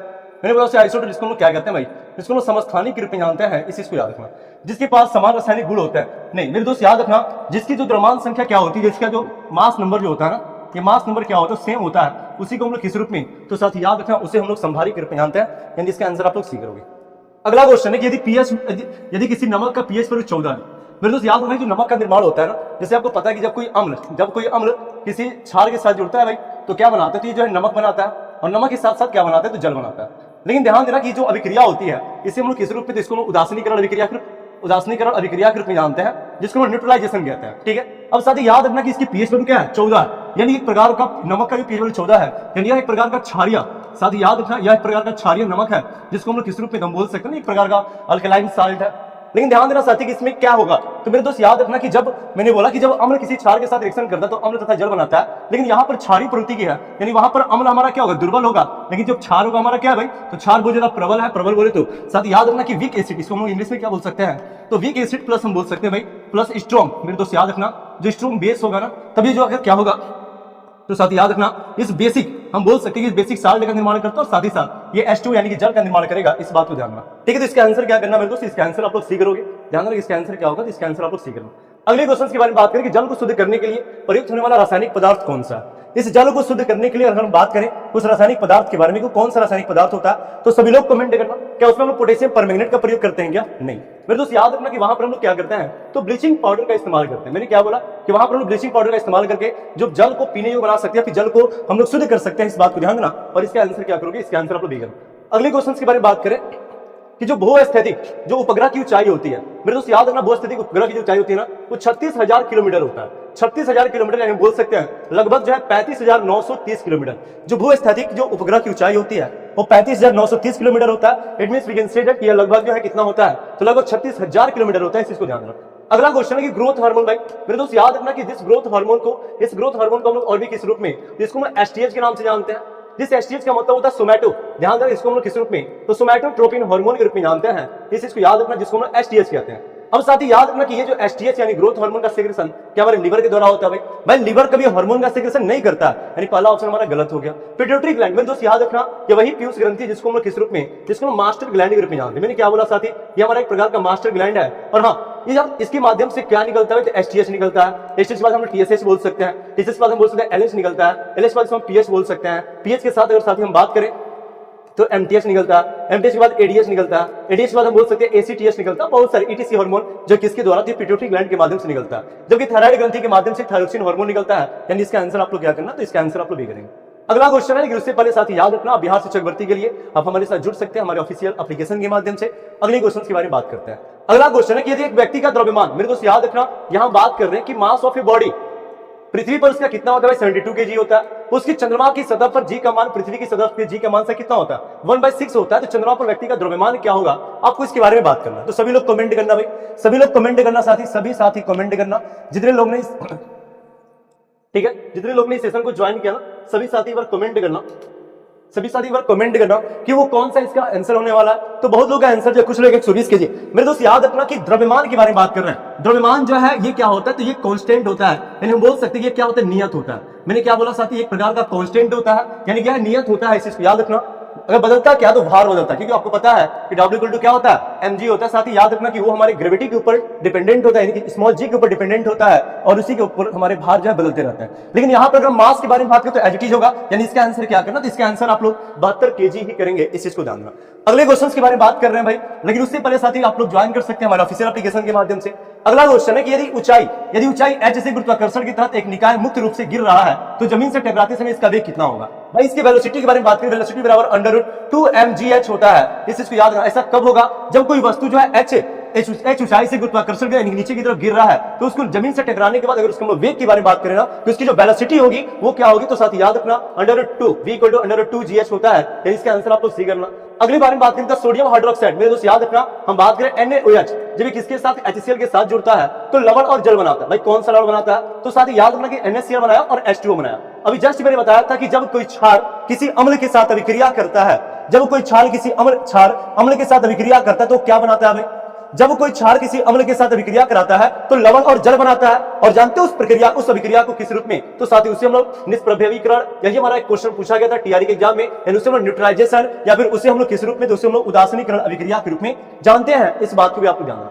अगले क्वेश्चन की बारे में बात है, कैडमियम की दूषित से किस प्रकार की बीमारी कारण बन सकता है। मेरे दोस्त याद रखना कि जब हमारे शरीर में कैडमियम की मात्रा बढ़ती है ना तो वहां पर एक बीमारी होती है जिस बीमारी को हम इटाई के रूप में जानते हैं। साथ ही याद रखना इस बीमारी में होता क्या है, तो हमारे जो जोड़ होते हैं ना, जोड़ों में क्या होता है भाई, तो जोड़ों में दर्द होता है। इस चीज को याद रखना। उस बीमारी को हम लोग किस इटाई ब्लू बेबी सिंड्रोम के बारे में बात करते हैं कि जब हमारे शरीर में नाइट्रेट्स की मात्रा कभी अधिक हो जाती है, फ्लोरोलाइसिस जिसके माध्यम से हमारे दांत पर क्या होता है, पीलापन होने लगता है। और ये किसकी वजह से, तो जो फ्लोरीन होता है ना, इस फ्लोरीन की अधिकता से जो फ्लोरोसिस होता है, इस चीज को याद रखना। और इसका आंसर क्या करना मेरे प्यारे, तो इसका आंसर आप लोग ये करोगे। अगले क्वेश्चन बात करें, जब पात्र में पानी में तैरने वाला बर्फ का एक ब्लॉक जो है पिघलता है तो पानी का स्तर क्या होगा। मेरे दोस्त याद रखना कि जब किसी पात्र में बर्फ है ना, तो यानी कि बर्फ ने उसने पानी को डिस्प्लेस कर दिया है जितना कि बर्फ की आयतन होती है। मेरे दोस्त याद रखना कि जैसे वो बर्फ पिघलेगा तो पानी का स्तर जैसा था ना वो एज इट इज बना रहेगा, क्योंकि उसने पहले तो उसने क्या किया है, उसने पानी को उसने डिस्प्लेस कर दिया। तो साथ ही याद रखना कि वह जो है क्या होगा, तो वो जो पानी होगा जो पिघल जाएगा बर्फ, उसके बावजूद भी क्या होगा, तो समान रहेगा। यानी इसका आंसर आप लोग भी करना। अगला क्वेश्चन है, एक आदर्श वोल्टमीटर में खाली स्थान होना चाहिए। भाई एक आदर्श वोल्टमीटर है उसमें क्या होना चाहिए, क्या उसमें शून्य प्रतिरोध होता है। भाई आदर्श वोल्टमीटर के बारे में बात करें ना तो यहाँ पर हमेशा याद रखना कि इनफाइनाइट जो हमारे रेसिस्टेंस होते हैं, यानी हमारी जो प्रतिरोध होती है, प्रतिरोध क्या होता है भाई, तो प्रतिरोध क्या होता है, तो हमारा इनफाइनाइट होता है। यानी इसका आंसर क्या करना कि अनंत प्रतिरोध को प्रदर्शित करता है। ऐसा कब होता है, जब हमारा वोल्टमीटर आदर्श के रूप में पाया जाता है तब होता है। यानी इसका आंसर आप लोग सी करेंगे। भाई अगला क्वेश्चन है कि कोलिफॉर्म बैक्टीरिया में मानव अंग में कहां पाया जाता है। मेरे दोस्त याद रखना कोलिफॉर्म के बारे में बात करते हैं, ध्यान रखना एक हमारा ई कोलाई होता है। भाई अगर ई कोलाई के बारे में बात करते हैं, ये भी हमारी बड़ी आंत में पाई जाती है। और ये कोलिफॉर्म के बारे में बात करते हैं, कहां पाए जाते हैं, ये भी हमारी बड़ी आंत के अंतर्गत पाई जाती है। इसका आंसर भी क्या करना, तो इसका आंसर भी आप लोग बी करेंगे। ठीक है, अगले क्वेश्चन के बारे में बात कर रहे हैं कि आधुनिक आवर्त सारणी में कितने तत्व हैं। मेरे दोस्त याद रखना हम बात करें आधुनिक आवर्त सारणी, ये किसके द्वारा, तो मोसले के द्वारा दिया गया था। भाई ये किसके द्वारा, तो मोसले के द्वारा दिया गया है। इस बात को याद रखना, जिसको हम किस रूप में, जिसको हम मॉडर्न प्रेडिक्टेबल के रूप में जानते हैं। और इसमें ओवरऑल तत्वों की संख्या कितनी बताई गई है, तो 118 यानी कि 118 तत्व जो है। साथ याद रखना उसमें से 118 में से क्या है, 118 में से लगभग हम बोल सकते हैं कि 90 to 91 हमारे धातु होते हैं, बाकी 20 क्या होते हैं भाई, तो 20 कौन होते हैं, तो साथ ही 91 हमारे क्या होते हैं, मेटल होते हैं। इस चीज को याद रखना। 20 हमारी बात की 20 हमारे क्या होते हैं, तो नॉन मेटल होता है। मैंने बोला कि 20 क्या होते हैं, तो 20 नॉन मेटल होते हैं। और बाकी का जो 7 बचा ना उसको हम लोग किस रूप में, तो मेटलॉइड के रूप में जानते हैं, मेटलॉइड के रूप में जानते हैं। इस बात को याद रखना। यानी इसका आंसर आप लोग क्या करना, तो इसका आंसर भी करेंगे। अगला क्वेश्चन है भाई, लेकिन याद रखना भाई किसी भी बैच को आप लोग मात्र 999 रुपए में ना 3 बैच को आप प्राप्त कर सकते हो। एक आपका जो बैच होगा, जो बैच को आप परचेज कर रहे हो, उसके साथ साथ आपको कवच के साथ साथ एनसीईआरटी का माइंड मैप भी आपको प्रोवाइड किया जाएगा। साथ प्रिज्म क्या करता है भाई, साथ याद रखना कि जब प्रिज्म से प्रकाश को प्रतिबंधित करता है, क्या प्रतिबंधित करने का नहीं, प्रिज्म का काम ये नहीं होता है दोस्त, ये प्रकाश को गुजरने से रोकता है। ये भी गलत बोल रहा है, क्योंकि प्रिज्म एक प्रकार का पारदर्शी होता है और ये आसानी से क्या करता है, तो आसानी से ये जो है प्रकाश को प्रवेश करने ले देता है। उसके जरिए गुजर रहे प्रकाश को तीतर बितर नहीं, भाई तीतर बितर करने का काम ये नहीं करता है, बल्कि वो प्रकाश को उसके मार्ग में अपवर्तित करता है। बिल्कुल सही बात बोल रहा है सही साथी। यानी इसका आंसर क्या करना, तो इसका आंसर आप लोग डी करेंगे। सही इसका आंसर आप लोग क्या करना, तो इसका आंसर आप लोग डी करेंगे। अगला क्वेश्चन है कि दो विभिन्न प्रजातियों के मध्य जो परस्पर क्रियाएं होती है ना, उसको हम लोग किस रूप में जानते हैं। दो विभिन्न प्रजाति है और उसके मध्य में जो परस्पर क्रियाएं होती है उसे हम लोग किस रूप में, तो साथ याद रखना हमारे ईवीएस का क्वेश्चन है, ये हमारे किसका क्वेश्चन है, एनवायरमेंट का क्वेश्चन है। और जो दो विभिन्न प्रकार की प्रजातियां होती है उसके मध्य में परस्पर जो क्रियाएं होती है उस क्रियाओं को हम लोग किस रूप में, तटस्थता के रूप में जानते हैं। मेरे दोस्त याद रखना कि मृदा अपरदन, जो हम बात करें स्वानिरोजन के बारे में, कि मृदा अपरदन किसके द्वारा रोका जा सकता है, आपको इसके बारे में डिस्कस करना है। तो साथ ही याद रखना, अगर बात करें कि शाकाहारी जानवर के द्वारा चरने की अनुमति दे देंगे तो क्या हम लोग मृदा अपरदन रुक जाएगा, नहीं। मृदा अपरदन का मतलब मिट्टी का कटाव, उसको हमें रोकने के लिए क्या करना होगा? तो अत्यधिक मात्रा में हमको पेड़ पौधे को लगाना पड़ेगा मेरे दोस्त। मेरे साथी याद रखना कि शाकाहारी जानवर को उसको चरने के लिए छोड़ देंगे तो क्या हमारा मृदा का अपरदन रुक जाएगा? नहीं। दूसरा बोला कि भूमि को ढकने के लिए फसलें उगाएंगे। मैंने क्या बोला कि बहुत अधिक मात्रा में हम लोग क्या करेंगे कि पेड़ पौधे लगाएंगे, जिसके माध्यम से जो उनका जड़ होता है ना, वो जड़ उसे पकड़ के रखेगा, यानी उस मिट्टी को पकड़ के रखेगा और उस मिट्टी का अपरदन को रोका जा सकता है। यानी इसका आंसर आप लोग क्या करना है? इसका आंसर आप लोग बी करेंगे। हम बात करते हैं अगले क्वेश्चन के बारे में। निम्नलिखित में से कौन सी वन सेवा नहीं है? भाई निम्नलिखित में से कौन सा वन सेवा नहीं है? पहला ऑप्शन बोला कि ध्वनि प्रदूषण को कम करना। भाई ध्वनि से और वन से कोई मतलब है क्या? नहीं ना, तो ये वन सेवा नहीं है, इस बात को ध्यान देना। सतह से वर्षा जल के प्रवाह को कम करना, ये है। साथ ही याद मृदा अपरदन भी है, यानी इसका आंसर क्या करना कि ध्वनि प्रदूषण को कम करना। वन से इसका संबंध कोई है ही नहीं, दूर दूर तक इसका कोई ताल्लुकात नहीं है। साथ ही याद रखना कि ये जो एक नई सीरीज की शुरुआत द ऑफिसर्स एकेडमी के यूट्यूब चैनल पर किया गया है, जिसमें आपको मॉक टेस्ट कराए जा रहे हैं। जिस मॉक टेस्ट में आज मॉक टेस्ट फर्स्ट था, जिसके अंतर्गत में हमारे एक्सपर्ट फैकल्टी आप लोग के साथ जुड़ेंगे और आपके अपने क्वेश्चंस के ऊपर पूरे के पूरे 120 क्वेश्चंस का संपूर्ण जो है विश्लेषण करने वाला है। तो आप लोग प्रतिदिन इस सेशन को शाम को 6 बजे जरूर ज्वाइन करें और भी दोस्तों के पास शेयर करें। और हाँ भाई, अच्छा लग रहा है तो लाइक तो बनता है ना। साथ ही क्वेश्चन की तरफ बात कर लेते हैं कि बांस किसका है। भाई बांस के बारे में बात करें, सबसे पहले यह एकबीजपत्री होता है। मैं तो याद रखना कि बांस एक प्रकार का क्या है? ये एकबीजपत्री है, इस चीज को याद रखना। और बांस एक प्रकार का घास होता है भाई, यह एक प्रकार का सबसे बड़ा, अगर घास के बारे में डिस्कस करें ना तो उसको हम लोग क्या कहते हैं? तो उसको हम लोग घास के रूप में जानते हैं। यानी इसका आंसर क्या करना है? इसका आंसर आप लोग भी करोगे। निम्नलिखित में से कौन सा एक गैर जलवायु कारक है? भाई गैर जलवायु कारक के बारे में बात करना है कि वो कौन सा एक प्रकार का गैर जलवायु कारक है, आपको इसके बारे में डिस्कस करना है। पहला बोल रहा है आर्द्रता। भाई आर्द्रता तो एक प्रकार का हम बोल सकते हैं ना कि ह्यूमिडिटी। मेरे दोस्त याद रखना, अगर हम ह्यूमिडिटी के बारे में चर्चा करते हैं तो एक प्रकार का हमारा जलवायु का कारक होगा भाई, क्योंकि इस ह्यूमिडिटी के आधार पर हमारे जलवायु का टेम्परेचर जो है नियंत्रित होता है, यानी आप बोल सकते हैं कि इसका कंट्रोलिंग किया जा सकता है। भूमि का अवक्रमण, भाई भूमि के अवक्रमण के माध्यम से, या फिर नमी तो वही होगी ना हमारी। यानी इसका आंसर क्या करना कि गैर, मेरे दोस्त याद है गैर जलवायु कारक के अंतर्गत में हमारे कौन आएंगे? तो भूमि अवक्रमण आएगा। इसका आंसर आप लोग क्या करना? तो इसका आंसर आप लोग भी करेंगे। अगले क्वेश्चन, निम्नलिखित में से कौन सा एक राष्ट्रीय उद्यान मिजोरम में है? भाई अगर बात करें मुरलेन राष्ट्रीय उद्यान, मोलेनम या फिर मोलेनम, उसके बाद मोलिंग राष्ट्रीय उद्यान, इसमें से कौन सा एक राष्ट्रीय उद्यान है जो कि किस राज्य में? मिजोरम के अंतर्गत में। तो याद रखना उसे हम लोग किस रूप में? तो उसे हम मुरलेन राष्ट्रीय उद्यान के रूप में जानते हैं। साथ ही उसे हम लोग क्या कहते हैं? उसे हम लोग मुरलेन राष्ट्रीय उद्यान, एक प्रकार का ऐसा राष्ट्रीय उद्यान है जो कि किस राज्य में? तो मिजोरम में। जैसे हम बात करें उत्तर प्रदेश में दुधवा राष्ट्रीय उद्यान है। भाई केवलादेव, साथ ही याद रखना कि केवलादेव अगर राष्ट्रीय उद्यान के बारे में चर्चा करते हैं तो सभी लोग कमेंट करना कि केवलादेव राष्ट्रीय उद्यान, केवलादेव अगर हम राष्ट्रीय उद्यान के बारे में बात करें कि राष्ट्रीय उद्यान किस राज्य में है, तो सभी लोग कमेंट करना। साथ ही जितने लोग ने हमारे सेशन को ज्वाइन किया हुआ, इसका आंसर क्या करना है? इसका आंसर आप लोग ये करोगे, ठहरे हुए पानी से कौन सा रोग होता है? भाई गाना भी था, ठहरे हुए पानी में कंकड़ न मार। गाना सुनोगे नहीं? साथ ही याद रखना उसी ठहरे हुए पानी से रोग भी उत्पन्न होते हैं। कंकड़ ना मार, तो उसको डिस्टर्ब ना करो। लेकिन ठीक है, मैं डिस्टर्ब नहीं करेंगे, लेकिन वो रोग पैदा करता है तो डिस्टर्ब तो करना बनता है ना। अब बताओ कि ठहरे हुए पानी से ना वो कौन सा रोग होता है? भाई ठहरे हुए पानी में कौन सा रोग होता है? सभी लोग कमेंट करना जितने लोगों ने हमारे सेशन को ज्वाइन किया। पहला बोला मलेरिया। भाई मलेरिया एक प्रकार का प्रोटोजोवन डिजीज है। ये जो है जानते हैं इसमें क्या होता है? मलेरिया जो एक प्रकार की ऐसी बीमारी है ना जिसमें ठंडा देखिए बुखार आता है। और जानते हो इतना खतरनाक बीमारी कैसे हो सकता है? जरूर कोई मादा काटे, यानी मादा एनफ्लूएंजा मच्छर के काटने से मलेरिया होता है। और इसी मलेरिया का उत्पन्न करने के लिए ये ठहरा हुआ जो पानी है ना, वो जो है एक उत्तरदायी हो सकता है। यानी इसका आंसर आप लोग ए करना, ठीक है। निमोनिया एक प्रकार का बोल सकते हैं, इसका आंसर आप लोग ये करेंगे। निम्नलिखित में से कौन सा रोग धूल से होता है? भाई वो कौन सा एक ऐसा रोग है जो कि धूल कणों के माध्यम से होता है? अगर हम लोग इसके बारे में बात करें तो पहला सिलिकोसिस होता है। सिलिकोसिस एक प्रकार की फेफड़े की क्षय रोग जॉन्डिस। तो सारी याद है ना कि जो सिलिकोसिस होता है ना, जो कि फेफड़े का बीमारी है, ये जो है धूलकोण के माध्यम से होता है। इस बात में क्षय रोग के बारे में बात करें, क्षय रोग जिसको हम टीबी कहते हैं, जिसको लोग यक्षमा के रूप में जानते हैं मेरे दोस्त, इस बात को भी आपको याद रखना। इसे हम लोग यक्षमा, जो कि एक प्रकार के ट्यूबरकुलोसिस, मेरे दोस्त याद रखना कि ट्यूबरकुलोसिस बैक्टीरिया के माध्यम से ऐसा रोग होता है, जिस रोग को हम लोग किस रूप में? तो क्षय रोग के रूप में जानते हैं। इस चीज को ध्यान रखना। अगले क्वेश्चन के बारे में बात करें, लेकिन याद रखना मेरे दोस्त कि 3 बैच को आपको प्रोवाइड किया जा रहा है द ऑफिसर्स एकेडमी के द्वारा मात्र 999 में। मात्र 999 में हमारे 3 बैच को ज्वाइन कर सकते हो, जिसमें आप किसी भी बैच को ज्वाइन कर रहे हो वो तो मिलेगा ही, साथ ही साथ कवच के साथ एनसीईआरटी का माइंड में मिलने वाला है। उसके साथ फिर से वही कहानी है। साथ ही अगला क्वेश्चन मैंने क्या बोला कि आजकल किसान अनाजों की बाली से दानों को निम्नलिखित में से किस यंत्र के द्वारा अलग करते हैं? भाई अब अनाज की बाली क्या होती है? आप लोग भी आपके घर भी खेती होता होगा ना, तो साथ ही याद रखना जो उनका एक एक पार्ट होता है। अगर हम लोग बात धान के अगर एक एक पार्ट के बारे में बात, उसको बाली के रूप में जानते हैं। उस बाली से हमको क्या करना है? भाई उस बाली से हमको क्या करना है? ठीक है, देख लेंगे 19 नंबर क्या है मेरे दोस्त। याद रखना उस बाली से हमको अनाजों को, दानों को प्राप्त करने के लिए हमें क्या करना पड़ेगा? भाई हमें कौन सा उपकरण यूज करना होगा? अगर हम लोग इसके बारे में चर्चा करते हैं तो साथ ही याद रखना कि वहां पर क्या हम लोग रोटावेयर नहीं, वहां पर लोग थ्रेसरिंग करते हैं। साथ ही यानी थ्रेसर का इस्तेमाल करके हम लोग बाली से दाने को अलग कर सकते हैं। इस बात का इसका आंसर भी करना। अगला क्वेश्चन है निम्नलिखित राष्ट्रीय उद्यान और उसके बारे में बात करना है कि इसका राष्ट्रीय उद्यान में कौन सा सही सम्मिलित है भाई। पहला ऑप्शन क्या बोल रहा है, इसमें बताना कौन सा कोड। पहला बोल रहा भाई, ये क्या पूछ रहा है, अच्छा बिहार में है भाई, अपना बिहार, आइए ना कभी हमारा बिहार में, ठीक है, समझ रहे हो ना बात को, आइए ना कभी हमारा बिहार में। तो साथ ही याद रखना कि बिहार में वाल्मीकि राष्ट्रीय उद्यान, जी हाँ है। दूसरा राष्ट्रीय उद्यान उत्तर प्रदेश, ये जो गजनेर जो राष्ट्रीय उद्यान है, भीमबाग जो राष्ट्रीय भी जो है हमारे बिहार में, ये भी बिहार में और ये भी बिहार में, यानी इसका आंसर 1 और 4 1 और 4 कहां दिया भाई, इसका आंसर आप लोग ए करना, ठीक है, इसका आंसर आप लोग ए करेंगे। अगला क्वेश्चन है कि बिहार सरकार ने किस वर्ष तक कार्बन उत्सर्जन की कमी करके बिहार राज्य को प्रदूषण मुक्त बनाने की योजना को बना रही है। आपको इसके बारे में बात करना है कि बिहार सरकार जो है पर्यावरण को, यानी कि पर्यावरण को क्या कर रही है, प्रदूषण मुक्त बनाने की योजना की तैयारी कब तक कर लेगी। तो अपना यही 2024 जो इसमें चल रहा है ना, इसी 2024 में इस प्रक्रिया को पूर्ण करके अपने आप को, अपने पर्यावरण को प्रदूषण मुक्त करने का काम करने जा रहा है। इस बात को याद रखना और इसका आंसर क्या करना, तो इसका आंसर 2024 करेंगे।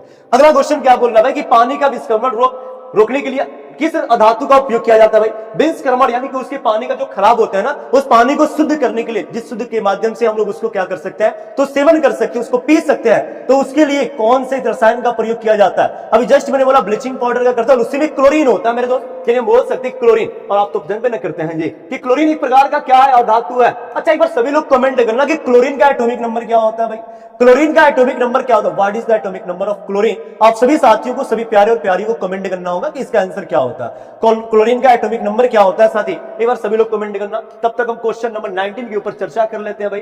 क्वेश्चन नंबर 19 क्या कहता है कि इसमें से कौन सा वन का सेवा नहीं है, यानी वन सेवा के अंतर्गत में। भाई ये बताओ कि ध्वनि प्रदूषण अगर कम कर देंगे तो क्या उससे हमारे वन की सेवा होगी, नहीं, बात तो सही बोलना ना, या फिर बात तो सही बोलना। चलो वेरी गुड, बहुत लोगों का आंसर जो आ रहा है भाई, बहुत लोगों का आंसर आ रहा है कि ये जो क्लोरीन होता है एक प्रकार का नॉन मेटल है, और इसका जो एटॉमिक नंबर 17 होता है। साथ ही ध्यान देना कि एक प्रकार का नॉन मेटल है और ये हाइड्रोजन ग्रुप। तो इसी के साथ हमारा आज का सेशन यहीं पे लास्ट होता है मेरे दोस्त। फिर मिलेंगे अपने कल इसी एपिसोड में, आप जरूर ज्वाइन करिएगा रात्रि के शाम को 6 बजे आपके अपने YouTube channel the officers academy के ऊपर जो एक नई श्रृंखला की शुरुआत की गई है, जिस श्रृंखला का नाम है मॉक टेस्ट। मेरे दोस्त ये टीआरई यानी कि 4.0 जो पीआरटी के लिए इस मॉक टेस्ट को कराया जा रहा है, इसी तरह 6 to 8 और 9 10 के लिए भी हम लोग मॉक टेस्ट को बहुत जल्दी स्टार्ट करने वाले हैं। तो आप लोग प्रतिदिन सेशन को ज्वाइन करना। आपको सेशन अच्छा लग रहा है ना, तो लाइक करके जाना। एक बार जरूर बताना आप कमेंट सेक्शन में कि सेशन कैसा लगा। फिर मिलते हैं अपने अगले एपिसोड में, तब तक के लिए जय Hind, good night and love you all, thank you.